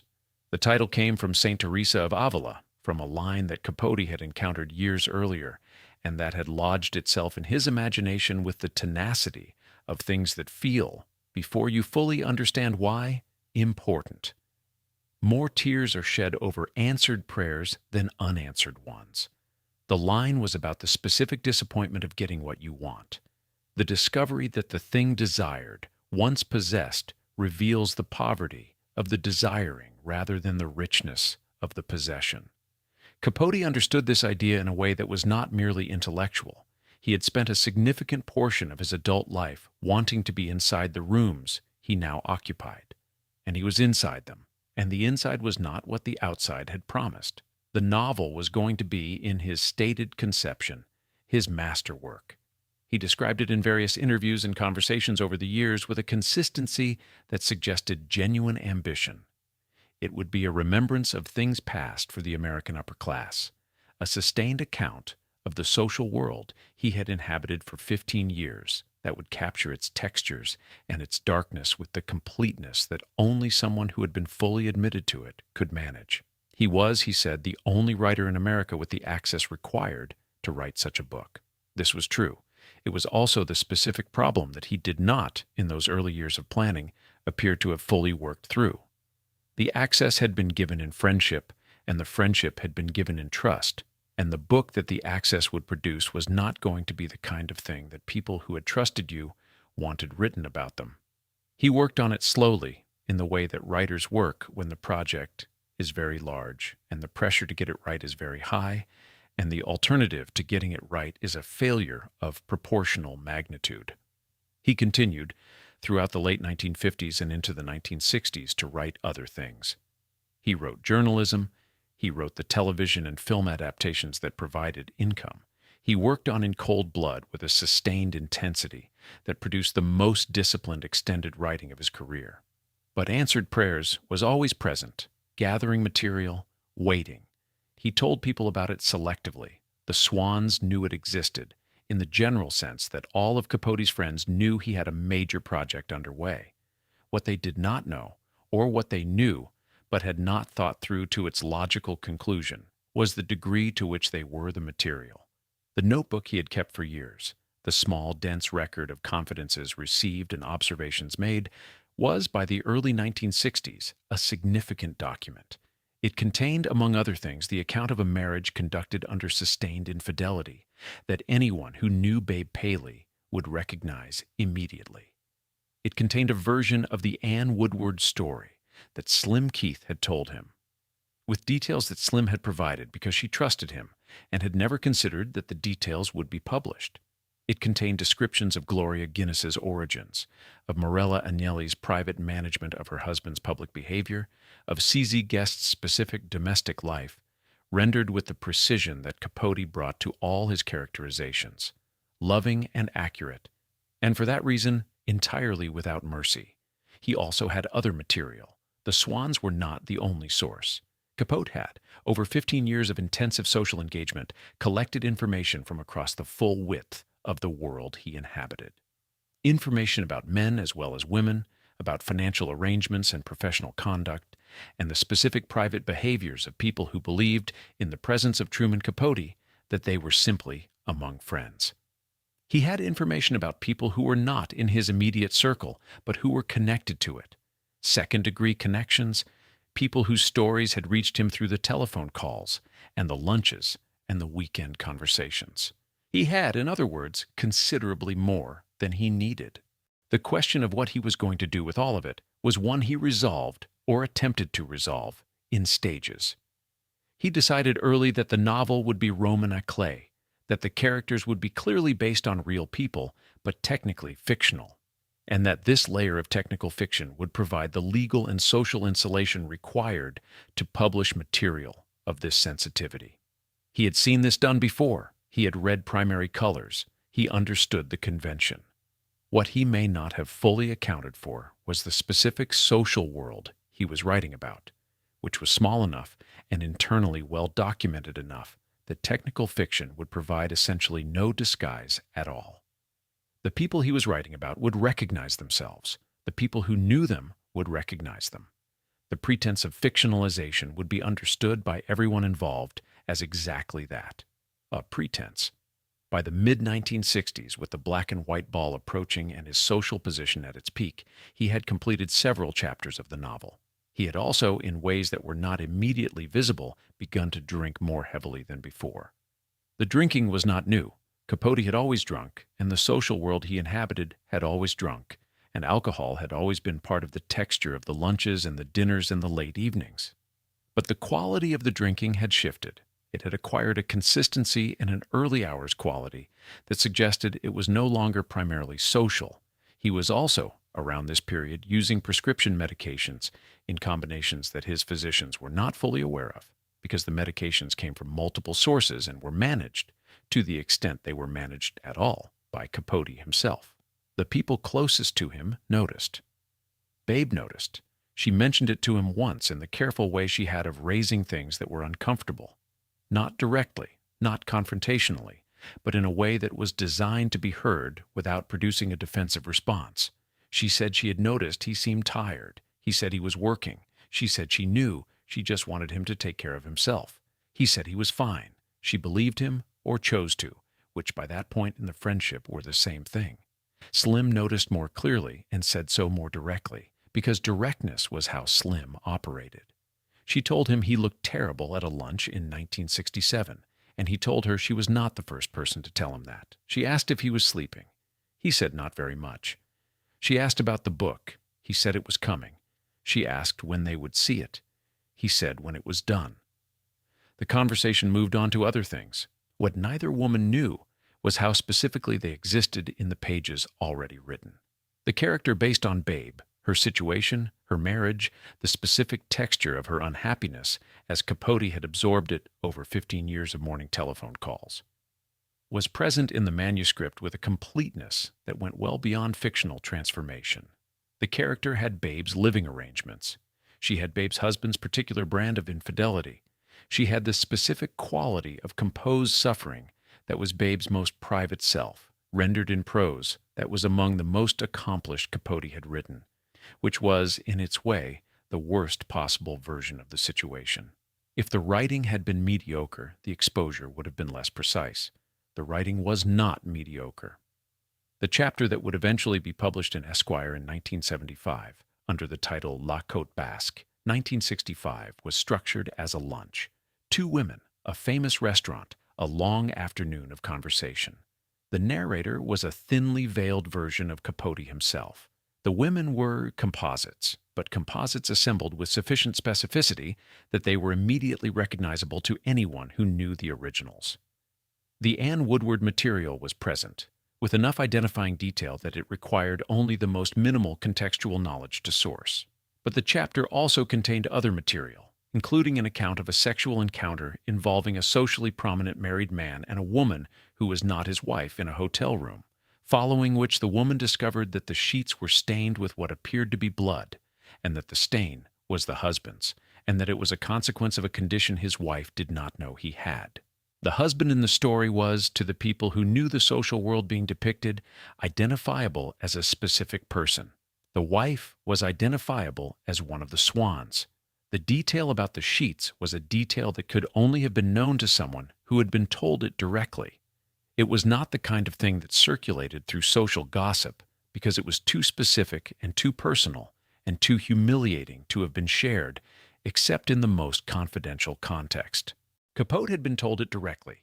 He had been told it in a telephone call, in the early morning, by a woman who believed she was speaking to her closest friend. He wrote it down. Then he wrote it up. Then he sent it to Esquire.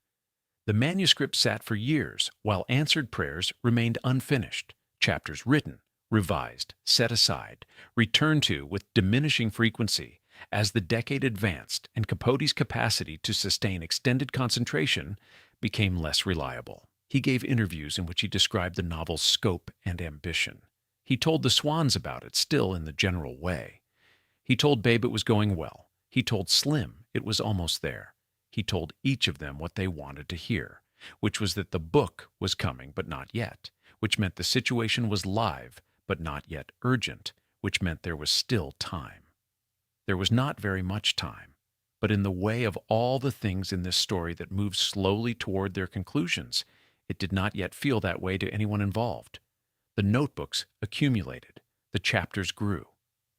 The lunches continued at the same restaurants, with the same careful social management. In the same city that had always provided the setting for these encounters between people who had decided, each for their own reasons, to believe that what was happening was simply friendship.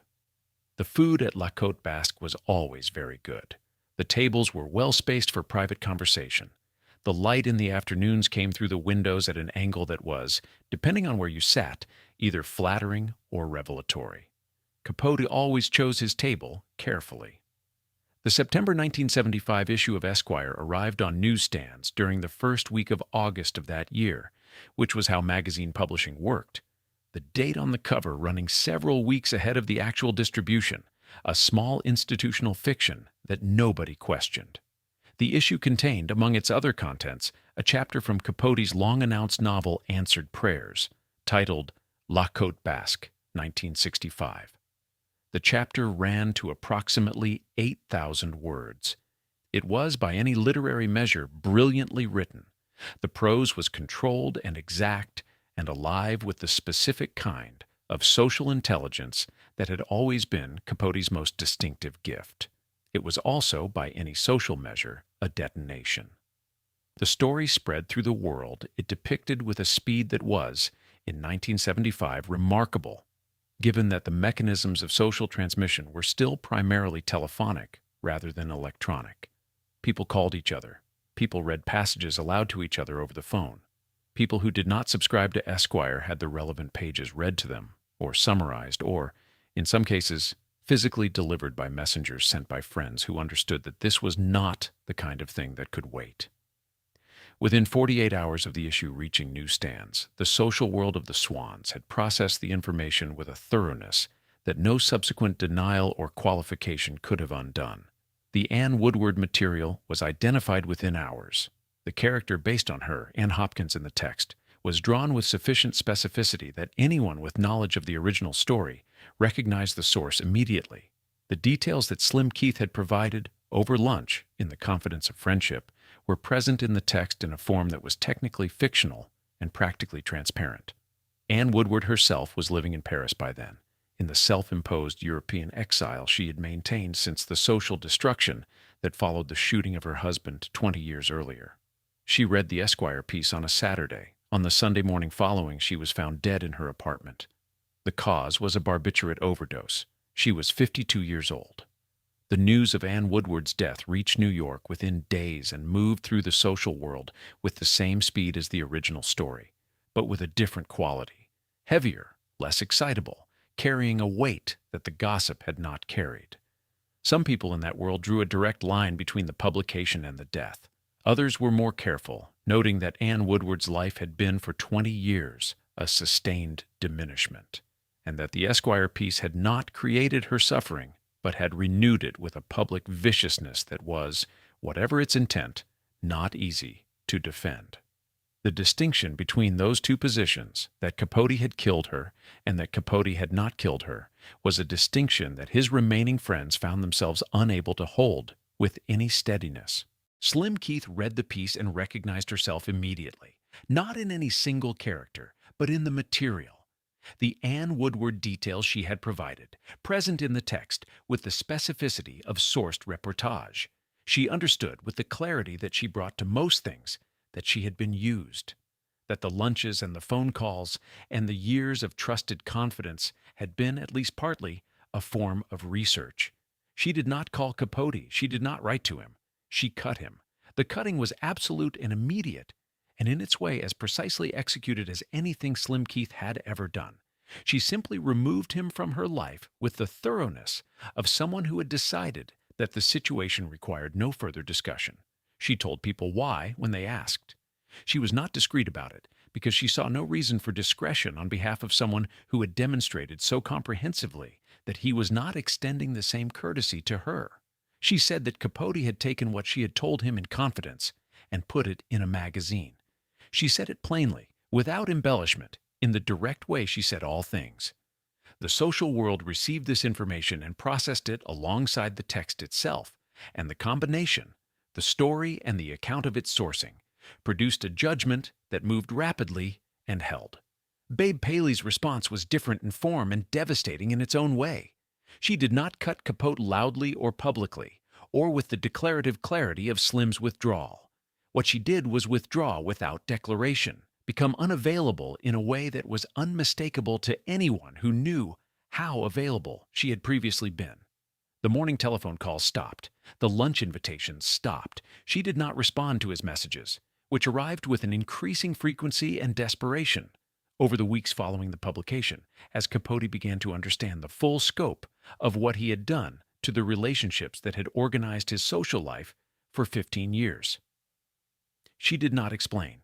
She did not give him the conversation that might have allowed a resolution, or at least a confrontation. She simply became, from his perspective, absent. The character in the Esquire piece that was understood to be based on Babe, or on the situation of Babe's marriage, rendered with details that only someone with Capote's specific knowledge of that marriage could have assembled, was not named in any way that constituted direct identification.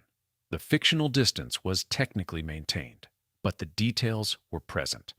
A wife of extraordinary social position married to a man of enormous power, whose infidelities were conducted with a carelessness that bordered on contempt, who maintained her composure with a discipline that the narrator observed with a mixture of admiration and something that read, in the text, as pity. The portrait was not cruel in the simple sense. It was, in some passages, genuinely affectionate. It was also indelible, and it was public, and it had been assembled from private material that Babe had given him in the belief that it would go nowhere. The sheet stain story was the one that moved through the social world most rapidly and with the most damage. The husband in the story was identified, through a combination of the specific social details and the timeline, as someone in the Paley's circle, though the identification was contested, and Capote's surviving letters do not confirm it. The wife whose social position was implicated by the story was, in the understanding of the social world, Babe. Whether the identification was accurate in its specifics did not, in practice, matter. The story was public. The humiliation was public. William Paley, who was not a man accustomed to public humiliation, and who had, throughout his marriage, conducted his private life with an imperviousness that rested on the assumption of social discretion, was reported by multiple sources to have been furious in a way that was cold and total, and expressed itself not in any dramatic incident, but in the permanent removal of Capote from the Paley social world. Paley did not need to make a scene. He simply ensured, through the mechanisms available to a man of his position and temperament, that Truman Capote was no longer present in the rooms where he had previously been welcome. The invitations stopped. The inclusion on lists ceased.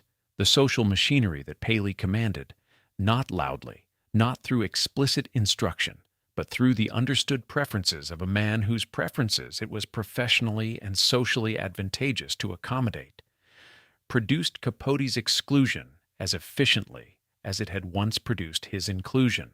Gloria Guinness read the piece in Europe and responded with the characteristic control that defined her relationship to almost everything difficult.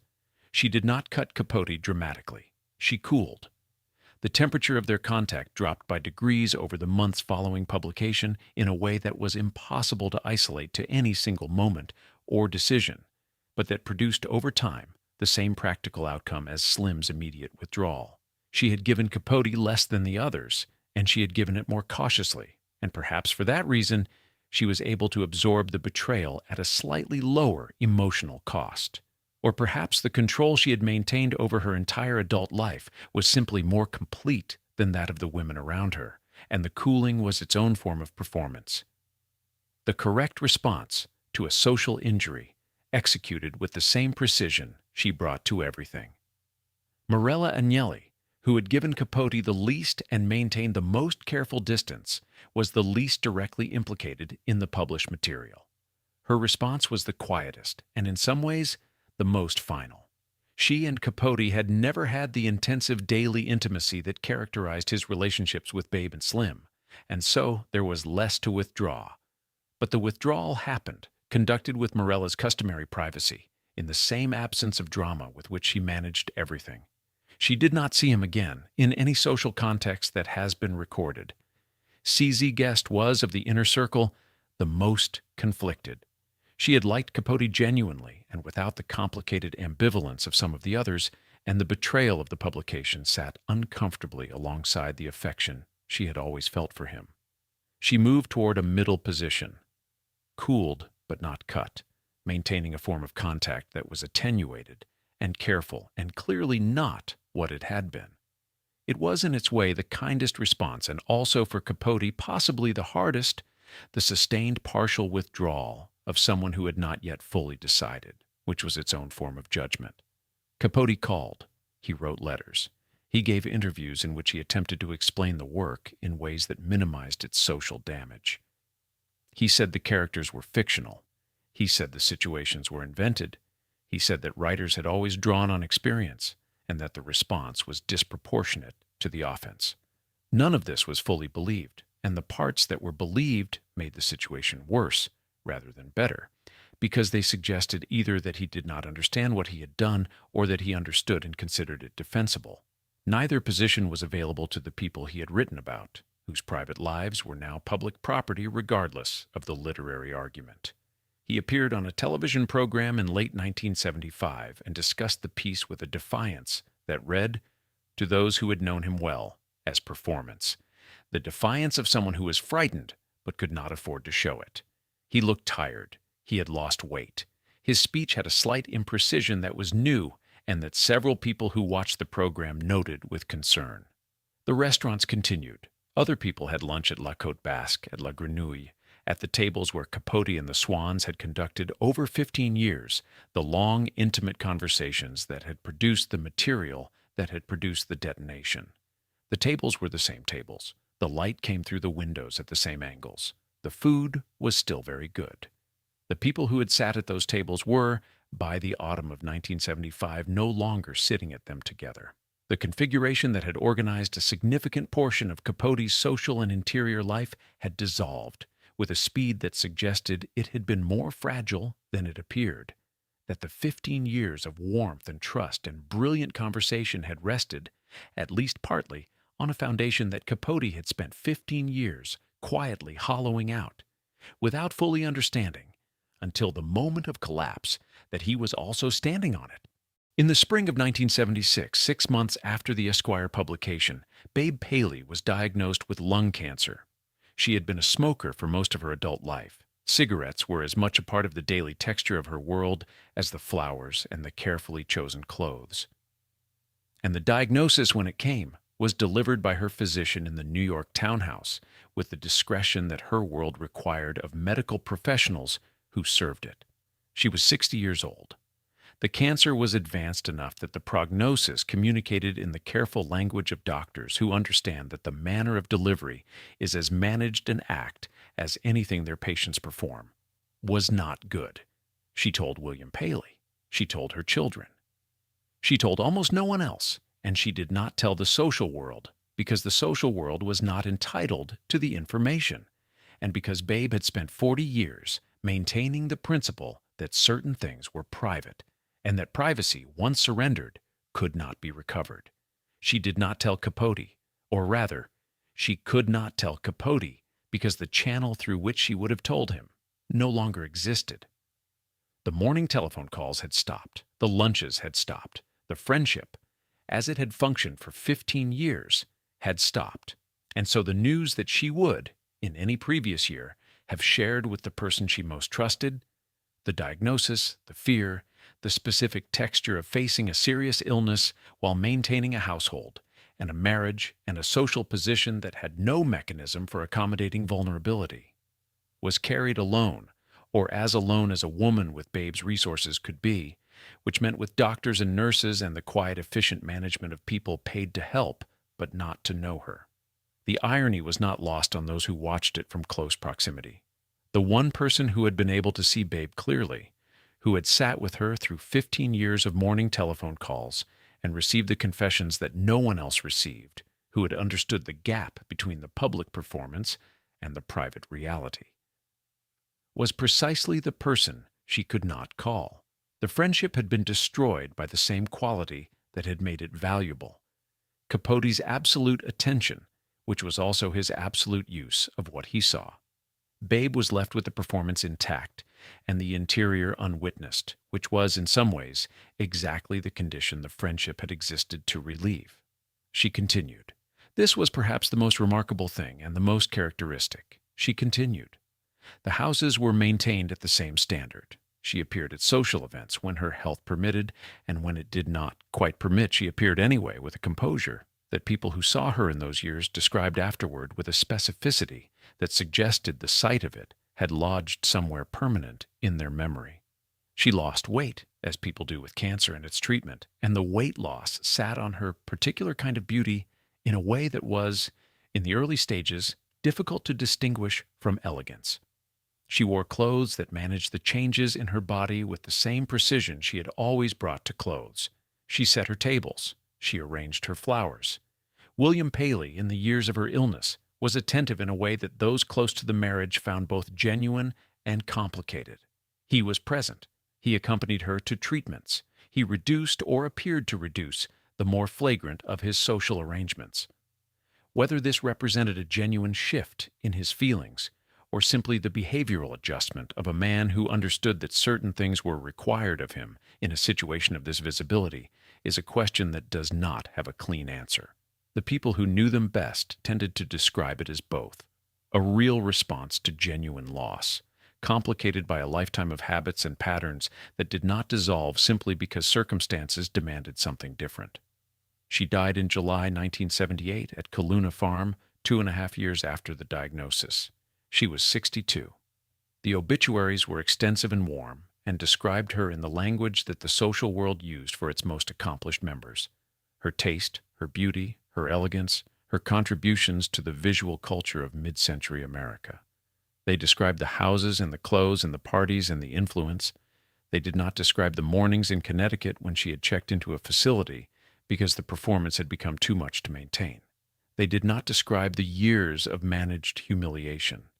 They did not describe what it had been like in the last 2 years of her life to be seriously ill without the friendship that had been the primary place where she had been honest about being anything at all. Truman Capote sent flowers. It is not recorded whether they arrived before or after the service, or what kind they were, or where they were placed. He did not attend the funeral. He was not, by that point, the kind of person William Paley would have permitted at a gathering he controlled. Slim Keith lived longer and managed the aftermath with the directness that had always characterized her. She wrote a memoir, published in 1990, in which she discussed Capote with the same plainness she had applied to everything: the friendship, the betrayal, the specific mechanism of what he had done. The memoir was called Slim: Memories of a Rich and Imperfect Life, which was a title that displayed a quality of self-awareness that not all of her contemporaries managed in their final accounts. She described Capote with affection that had not entirely cured itself of the friendship, even after the betrayal.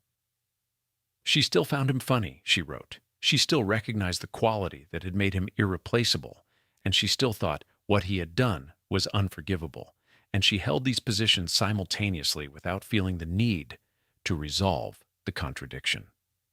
The years after the Esquire publication had not been easy for Slim. Her marriage to Kenneth Keith had ended, as she had told Capote it would.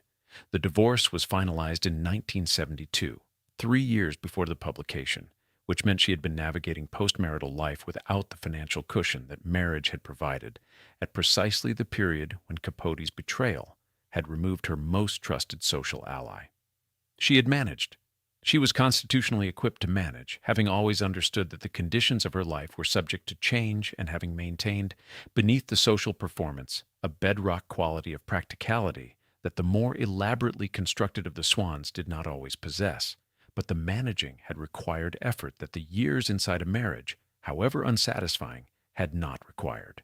And the effort had cost her in ways that were visible to those who knew her well. She outlived Capote and Babe and most of the social world that had organized itself around the friendships of the 1950s and 1960s.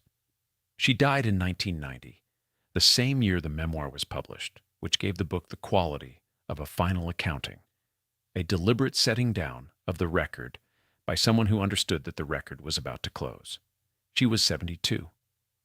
Gloria Guinness died in 1980, 5 years after the Esquire publication and 2 years after Babe.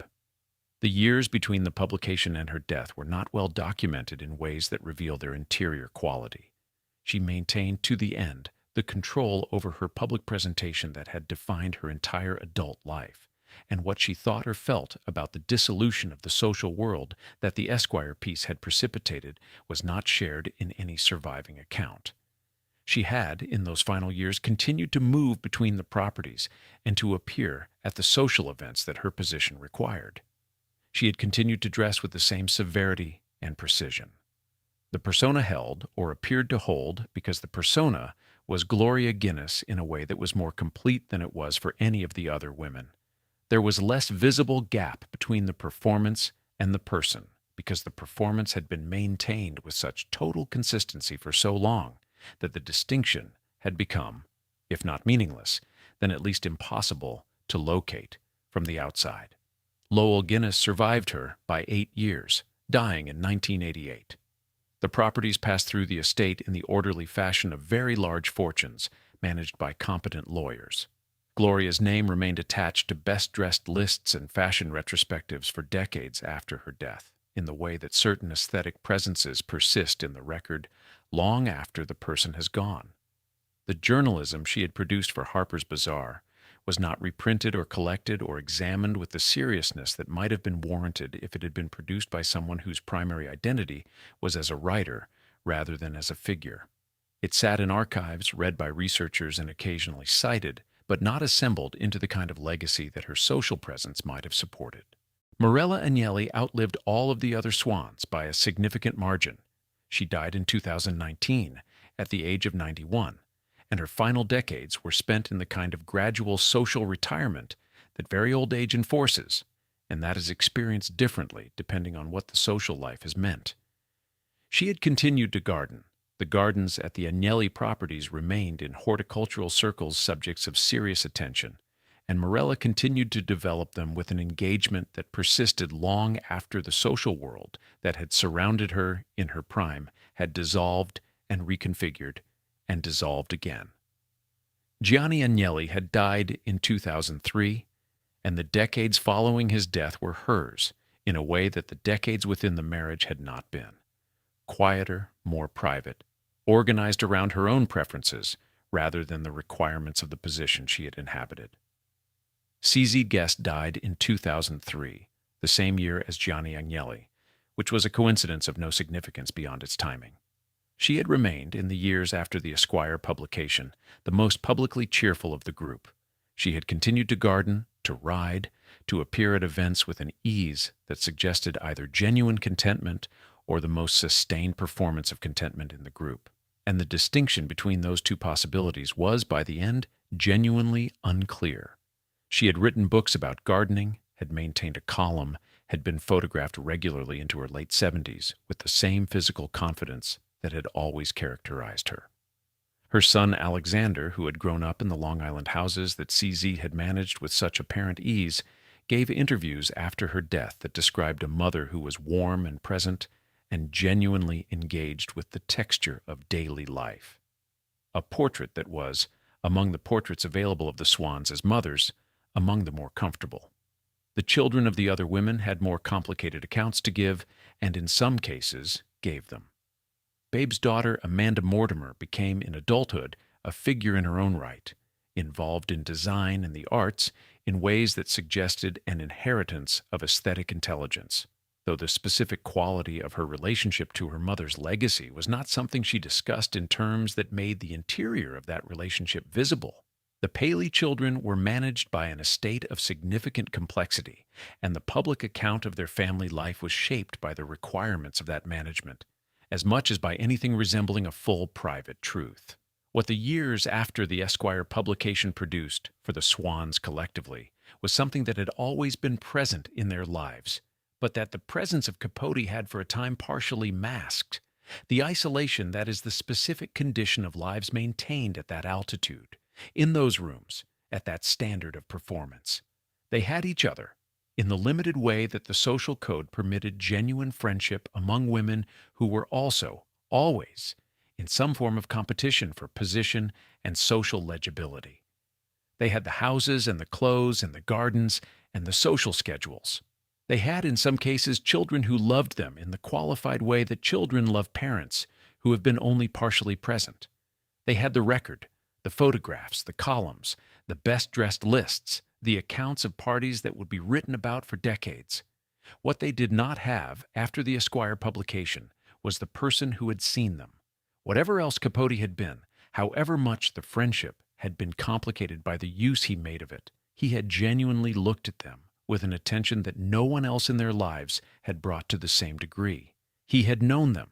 He had known the difference between the performance and the person, and he had valued both, and he had found in the gap between them the material for what he apparently believed was his masterwork. The masterwork was unfinished. The friendships were finished. The women continued, each in her own way in the condition they had inhabited before he arrived, performing, maintaining, enduring. But without the morning telephone calls, without the long lunches, without the one audience that had been paying close enough attention to actually see the performance for what it was. The absence of that attention was, in its own quiet way, the most complete accounting of what the friendship had been worth. In the winter of 1977, Truman Capote appeared on a television program called Stanley Siegel and conducted an interview that was watched in the days following its broadcast by a significant number of people who had known him in better years. The interview was not the first indication that something had shifted in Capote's presentation. There had been other appearances, other public moments in the 2 years since the Esquire publication that had given his friends and his remaining social acquaintances cause for concern. But the Siegel interview had a particular quality of exposure that made it difficult to watch without discomfort. Capote arrived on set in the late morning, which was the program's broadcast time, and he appeared to have been drinking before he arrived. His speech was imprecise in ways that the television microphone captured without mercy. His thoughts moved between subjects with a looseness that was unlike the controlled brilliance that had defined his public performances for 30 years. He laughed at things that were not quite funny.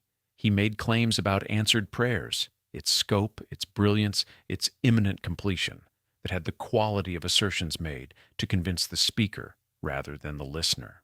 The people who watched it, those who had known the Capote of the black and white ball, who had sat across from him at the corner tables of La Côte Basque and La Grenouille, and experienced the full force of his attention and intelligence, described the program afterward with the specific discomfort of watching a gifted person operating below their own standard in public, which is a different kind of discomfort from watching someone fail at something they were never equipped to do. They were watching Capote fail at being Capote, and the failure was visible in every frame. The drinking had been escalating since the mid-1960s, though the escalation had been gradual enough that its trajectory was clearer in retrospect than it had been in the moment. Capote had always drunk. He had always taken pills, the sleeping medications, the anxiolytics, the stimulants that the social world of the 1950s and 1960s had distributed with a casualness that the following decade would find difficult to explain. But the combination had shifted from social lubricant to something more necessary, more daily, more foundational to his ability to function at the level his life required. By the early 1970s, before the Esquire publication and the social destruction it caused, he had already entered a period that his doctors characterized as concerning and that his closest remaining friends characterized, in the private conversations that circulated through the social world, as frightening. The loss of the Swans removed the primary structure that had organized his social life for 15 years. This was not a small loss dressed in large clothing. It was genuinely large, and its scale was difficult for Capote himself to absorb, because it arrived alongside the public response to the Esquire piece, in a way that conflated external judgment with interior devastation. The hostile reviews, the social excommunication, the loss of the specific friendships that had mattered most. These arrived together and were experienced together, and disentangling what he felt about each of them separately was not something Capote, who had never been particularly successful at separating his emotional and his professional lives, was equipped to manage cleanly. He had other friends. He was not, in the late 1970s, entirely alone in the world. He had Jack Dunphy, his companion of many years, who had always maintained a certain wary distance from the social world Capote had inhabited, and who remained, through the years of unraveling, a consistent if complicated presence. He had newer friends, people who had come into his life in the era of his celebrity, and who remained attached to it in ways that were not always entirely separable from the celebrity itself. He had the acquaintance of people like Andy Warhol, whose orbit he entered in the early 1970s, and whose Studio 54 world provided a very different social context from the drawing rooms of the Swans. Louder, less discriminating, organized around visibility rather than exclusivity, and more tolerant of excess because excess was, in that world, closer to the point. He went to Studio 54 regularly in the late 1970s. He was photographed there in ways that circulated through the press, the small, aging figure in the midst of the club's particular brand of controlled chaos, looking variously delighted and exhausted, and sometimes both simultaneously. The photographs were unlike the photographs from the black and white ball. In those earlier images, Capote had looked like someone who had arrived somewhere he had always been heading. In the Studio 54 photographs, he looked like someone who had arrived somewhere and was not entirely certain how. Answered prayers did not progress. This was the central fact of the years after the Esquire publication, and it was a fact that Capote was unable to fully acknowledge publicly, because the novel's existence and imminent completion had been the stated justification for everything that the Esquire chapter had cost him.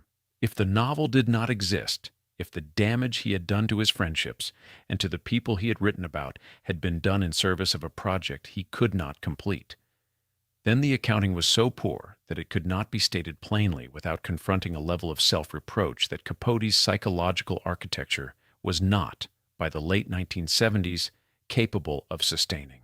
He told his editor Joe Fox at Random House that there were chapters.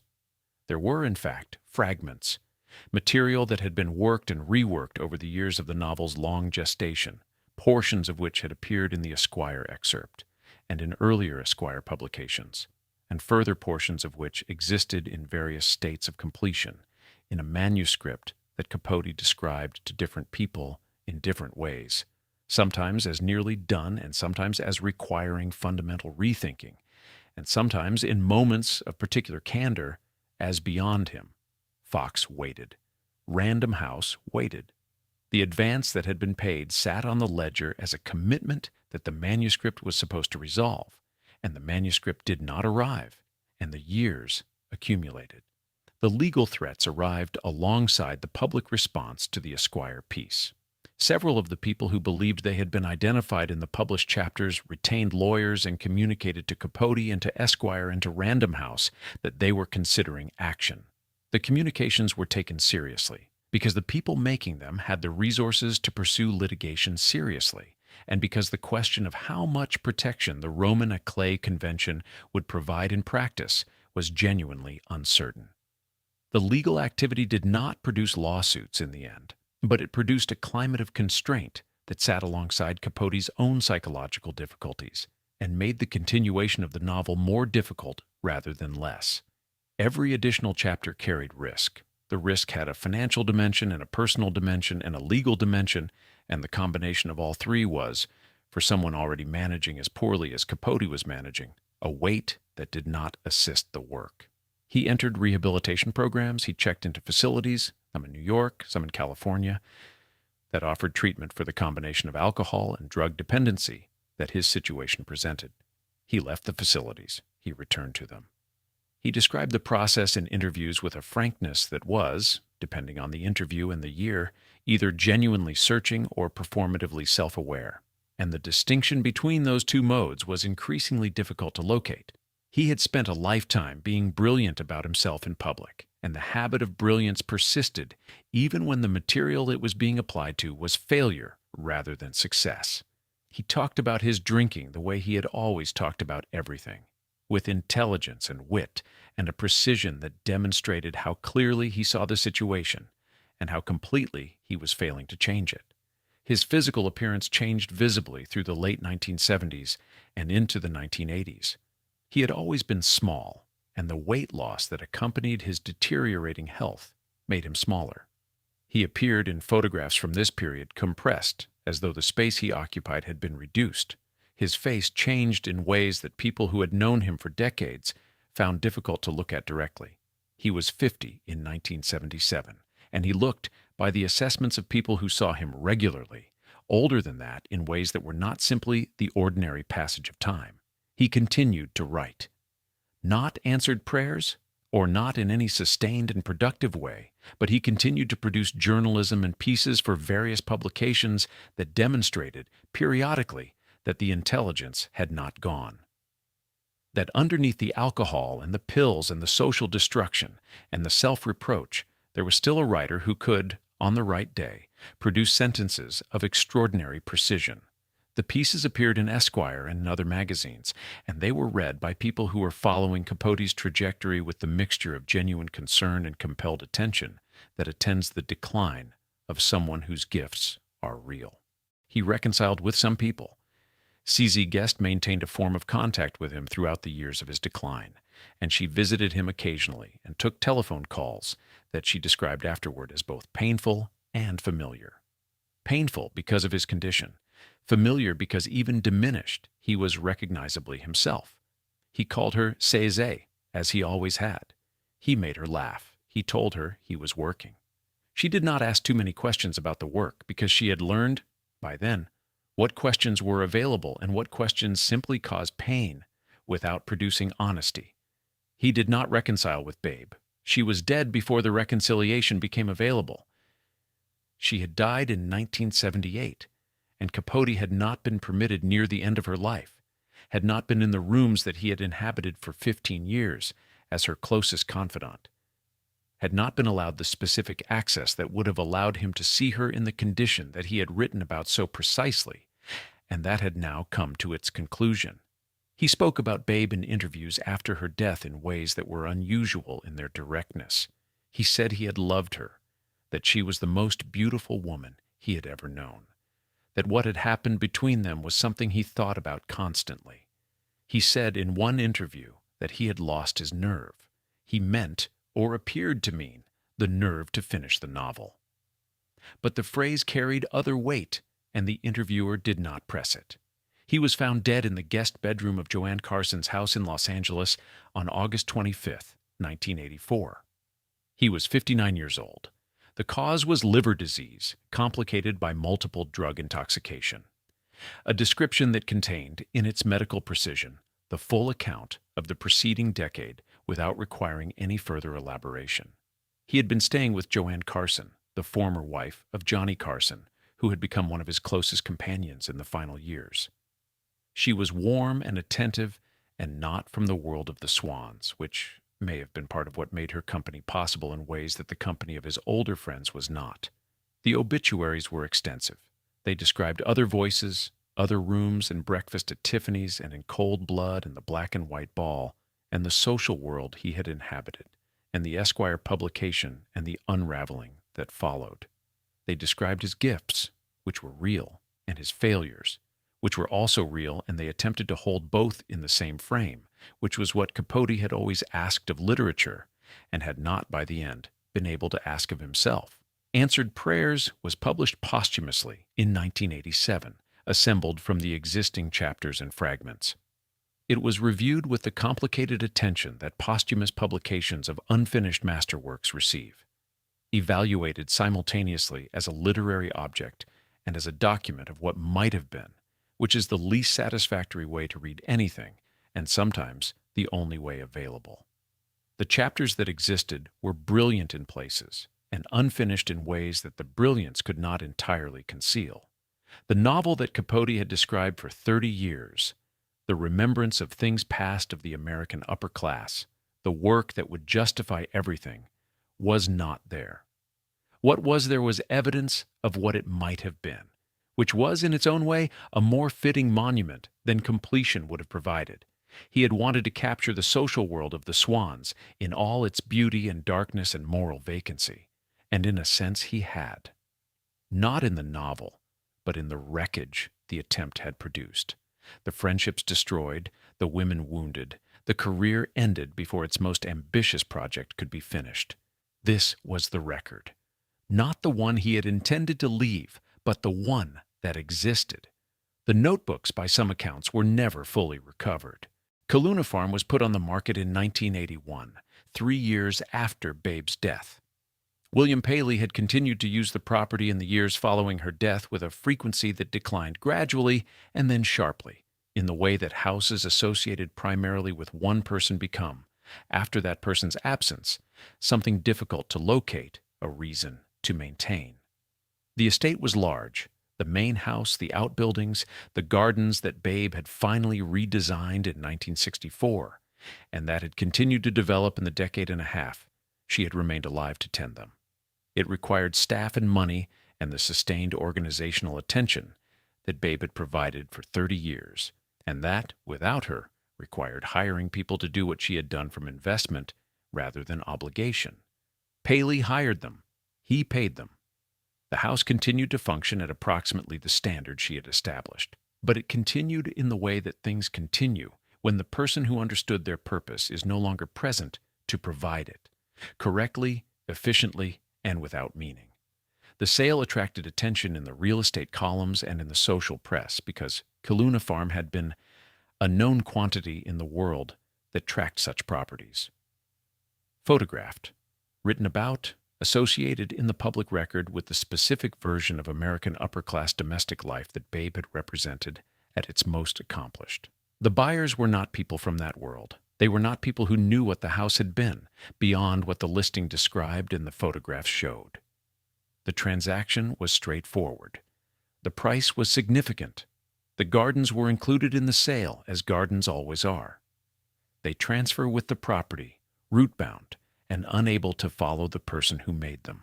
What happened to the gardens after the sale is not recorded in any account that has survived with clarity. Gardens require attention that is specific and continuous, and gardens designed by someone with Babe's precision and knowledge require a particular quality of attention that cannot be maintained simply by hiring competent people. They need someone who understands them from the inside, who knows why each element is where it is, what the intention was, what the effect requires, over time to sustain. Without that understanding, gardens become something else. Well-maintained green space or overgrown space or redesigned space, but no longer the specific thing they were. The Kaluna Farm Gardens became, after the sale, something else. Paley moved between the remaining properties, the New York apartment, which he kept until his death, and other arrangements, with the efficiency of a man who had always understood his domestic life primarily as a logistical matter and who, without Babe to translate that logic into something livable, managed it as the logistical matter it had always been. He entertained less. He was seen socially with diminishing frequency in the circles that had defined his and Babe's life together. He died in 1990 at 89, having outlived his second wife by 12 years and leaving an estate of extraordinary complexity that was processed by lawyers and accountants and divided according to instruments that Babe had not designed, and that reflected a set of priorities she would not have recognized as her own. The children received what they received. The specific allocations were not made public in ways that allowed a clear assessment of what the 30 years of Babe's management had produced, in financial terms, for the people who had grown up in the houses she had maintained and then left. The Paley Foundation continued. The cultural institutions that had received the family's philanthropy continued to carry the name. The name appeared on walls and on programs and in the acknowledgments of annual reports, detached from the person who had spent 30 years making the social life that justified the philanthropy possible. The Nassau house was sold. The Long Island property was sold. The New York townhouse on 63rd Street passed through the estate and was eventually sold to buyers who renovated it in ways that removed the specific choices Babe had made about its interiors. The colors, the fabrics, the arrangement of rooms that had expressed over 3 decades of visual intelligence that was among the most refined of her generation. The renovation was described in an architectural magazine some years later, without reference to the previous interior because the previous interior was no longer there to describe. The new owners had made it their own, as owners do. The record of what it had been existed in photographs and in the memories of the people who had sat at its tables, and those people were, by the time of the renovation, themselves largely absent. Gloria Guinness's death in 1980 produced a disposal problem of a different kind. The properties she and Lowell had accumulated over the decades of their marriage, the apartment in Paris, the villa in Marbella, the yacht, the various other arrangements that very large fortunes produce, were his rather than hers, in the fundamental sense that he had acquired them, and they formed part of his estate rather than a joint inheritance. She had inhabited them with total authority and zero ownership, which was the condition she had managed with such apparent equanimity for 37 years. What she left behind, in the material sense, was the journalism, the Harper's Bazaar pieces, the other writings, and the clothes, which were donated or dispersed in the way that the clothes of very elegant women are dispersed after their deaths. Some to archives, some to museums, some to family members, some simply gone. The clothes were extraordinary. The record of them, the photographs, the descriptions in social columns, the accounts of specific appearances at specific events, formed a kind of parallel biography, more extensively documented than anything she had written or said. The biography of clothes is, in the end, the biography of surface, which was the biography that Gloria Guinness had permitted the world to maintain about her, and which was, in the absence of the more complete account she had never provided, the biography that remained. Lowell Guinness outlived her by 8 years and died in 1988 at 83. The estate passed to his heirs. Gloria's name, detached from the estate and from the properties, continued to appear in fashion writing and in retrospectives about mid-century style, where it functioned as a reference point, a shorthand for a certain kind of absolute elegance that the writers using it sometimes understood and sometimes did not. The understanding was not required for the usage. The name had become, by the 1990s and into the 2000s, a cultural citation rather than a person. The Agnelli properties presented a different scale of disposal problem. The Agnelli fortune was among the largest in Italy, and its management was a matter of considerable institutional complexity. Boards and foundations, and family trusts, and the specific legal architecture of very old European wealth. Gianni Agnelli died in January 2003, and the months following his death were consumed by the processes through which estates of that magnitude are managed, which are not processes that leave much room for the quieter questions of what remains when the person is gone. Morella had survived him by 16 years, and in those years she had continued to move through the spaces of the shared life with the privacy that had always characterized her. The gardens, the remaining properties, the careful management of a position that was now hers alone rather than defined by the marriage. The Villa Agnelli, outside Turin, was managed by the Agnelli family interests in ways that Morella participated in but did not fully control. It was a shared inheritance in the larger sense, a property whose significance was partly familial and partly cultural and partly simply the function of being a very beautiful place associated with a very prominent family. The gardens that Morella had made there were, unlike the Coluna Farm gardens, more likely to persist in something close to their intended form, because they were attached to an institutional structure capable of maintaining them, because the Agnelli name carried enough cultural weight to ensure that what bore it would be tended. Whether this constituted a form of legacy, in any sense that Morella herself would have found meaningful, is not recorded. Slim Keith's estate was modest by the standards of the world she had inhabited, which was a consequence of the financial history already described. The divorce from Hayward, the settlement that had been insufficient, the years of managing a budget that required attention. She had not accumulated the kind of material legacy that some of the other women had left behind simply by virtue of having lived inside very large fortunes for a long time. What she left was the memoir, published the year of her death, and the specific quality of presence that people who had known her described in the years afterward. The directness, the physical confidence, the particular American ease that had been, in its time, genuinely original rather than simply stylish. Her son had grown up in households that moved between Hollywood and New York and Long Island, shaped by the specific instability of a childhood organized around marriages that changed. His accounts of his mother in interviews given after her death were affectionate and complicated in the way that accounts of difficult, charismatic parents tend to be. He had loved her. She had been genuinely funny and genuinely interested in the world, and she had also been, at various critical moments, elsewhere, in another country, in another marriage, managing the social life that the social life required. The elsewhere was not absence in the simple sense. It was the condition of a life that had been organized around requirements that did not, structurally, place the child at the center. CZ Guest's properties on Long Island, the house at Old Westbury, the gardens that she had maintained and written about, and continued to develop until the end of her active life, were among the more intact of the legacies left by the women in this circle. Her son Alexander, who had been described by multiple sources as having had a genuinely close relationship with his mother, was involved in the management of the estate in ways that suggested the property would be tended rather than simply disposed of. The garden book she had written provided a record that was more accessible than the social columns and the magazine photographs that constituted the primary archive of the other women's domestic achievements. They were practical, specific, addressed to people who were going to go out and grow things, which meant they had a use that outlasted their author in a way that best-dressed citations did not. The Paley Center for Media, formerly the Museum of Television and Radio, renamed after William Paley's death in recognition of his founding role, continued to occupy a building on West 52nd Street in New York. Babe's name was not on the building. Her contribution to the life that had made the philanthropy possible, the 30 years of household management and social organization, and sustained performance of the wife of William Paley, was not the kind of contribution that goes on buildings.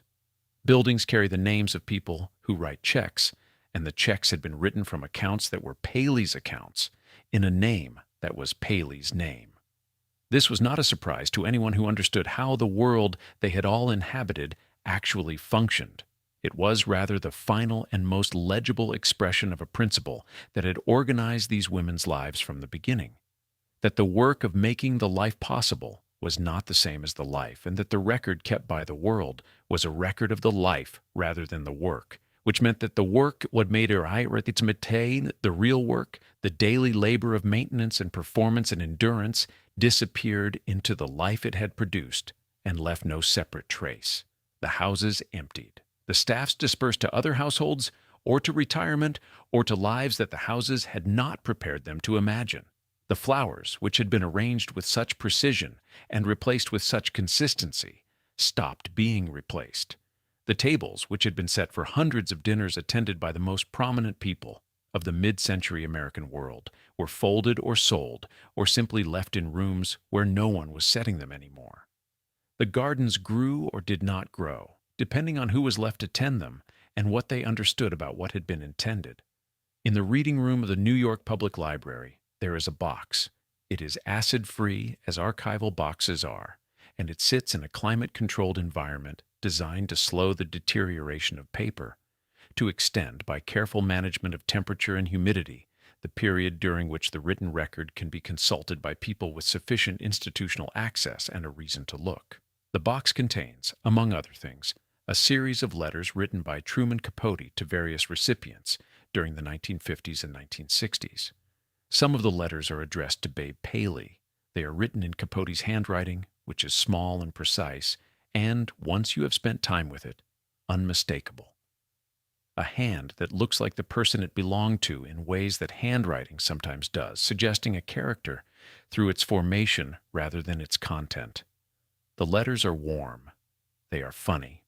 They are addressed to someone who is clearly known and loved and found endlessly interesting. They are, in other words, exactly what they appear to be. What they do not contain, what no archival box contains, because the archive keeps what was written down and cannot recover what was spoken, is the other side of the correspondence. Babe's replies, if she replied by letter rather than by telephone, have not been preserved in any collection that has been made publicly accessible. The record of the friendship, as it exists in the archive, is therefore Capote's record.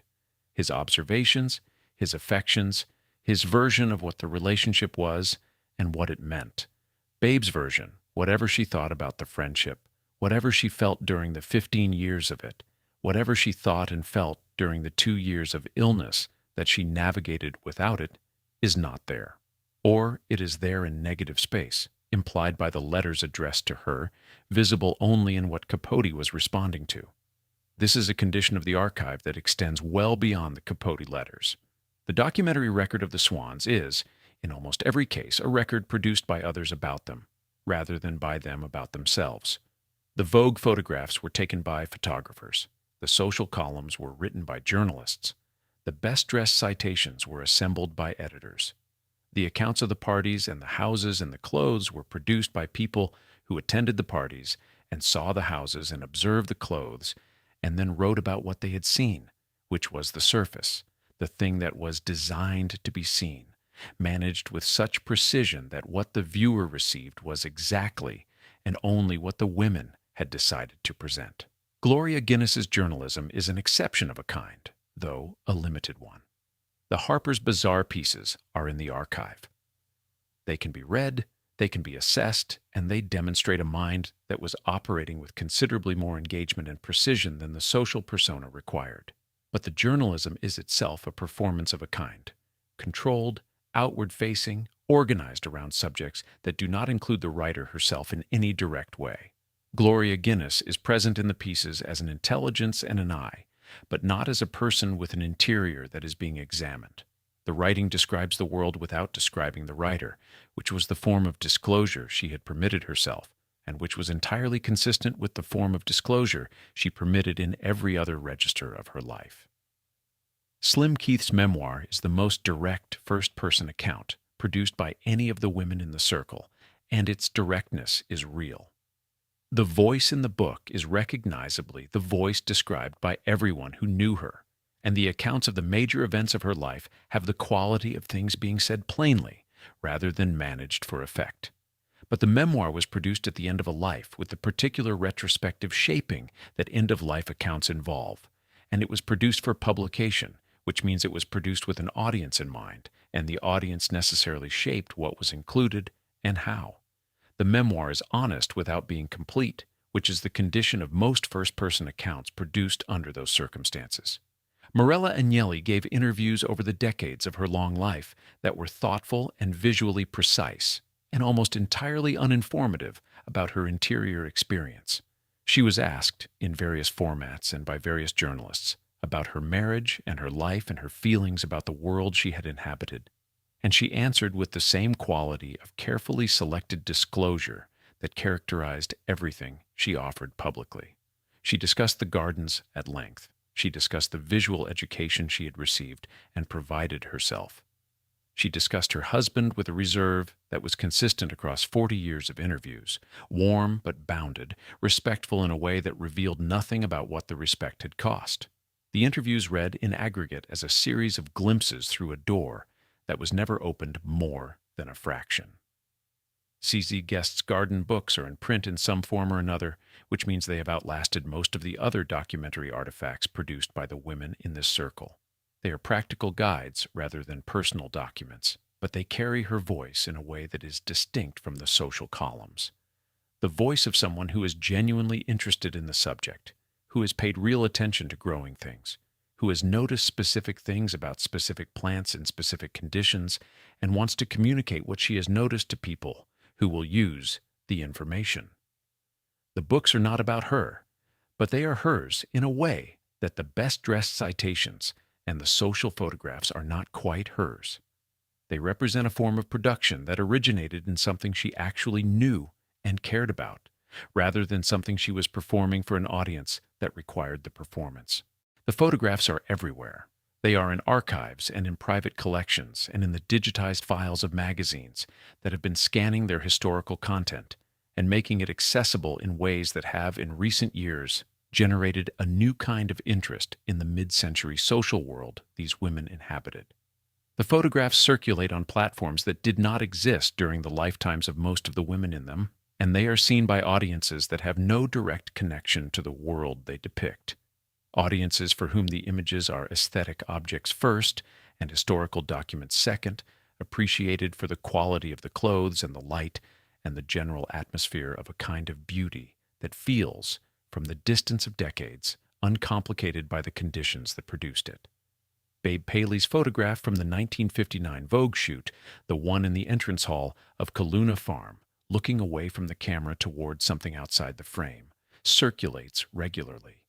It appears in articles about mid-century style and in discussions of the golden age of Vogue and in collections of images assembled to illustrate something about American elegance or American wealth or the specific aesthetic of that decade.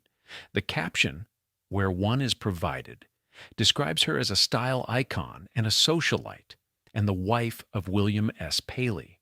Sometimes the caption mentions Capote. Almost always the caption is shorter than the image deserves, because what the image contains, the specific quality of a woman who has been looking away from cameras for decades and has made the looking away into its own form of presence, cannot be accommodated in the space allocated for captions.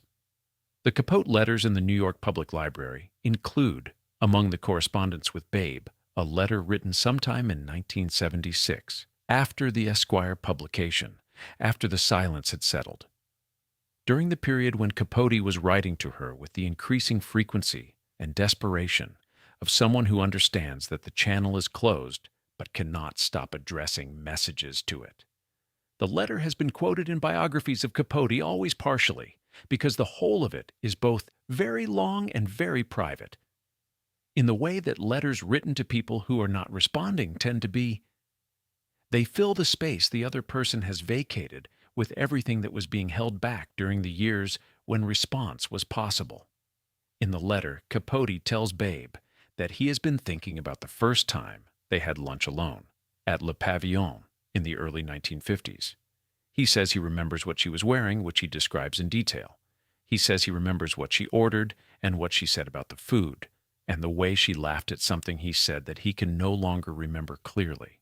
He says he has been trying to write a scene in the novel that captures that quality, the quality of a lunch in a good restaurant with a person who is fully present, and that he cannot get it right because the specific quality he is trying to capture is the quality of her company, which he cannot reconstruct from memory alone, because memory is not the same as the thing itself.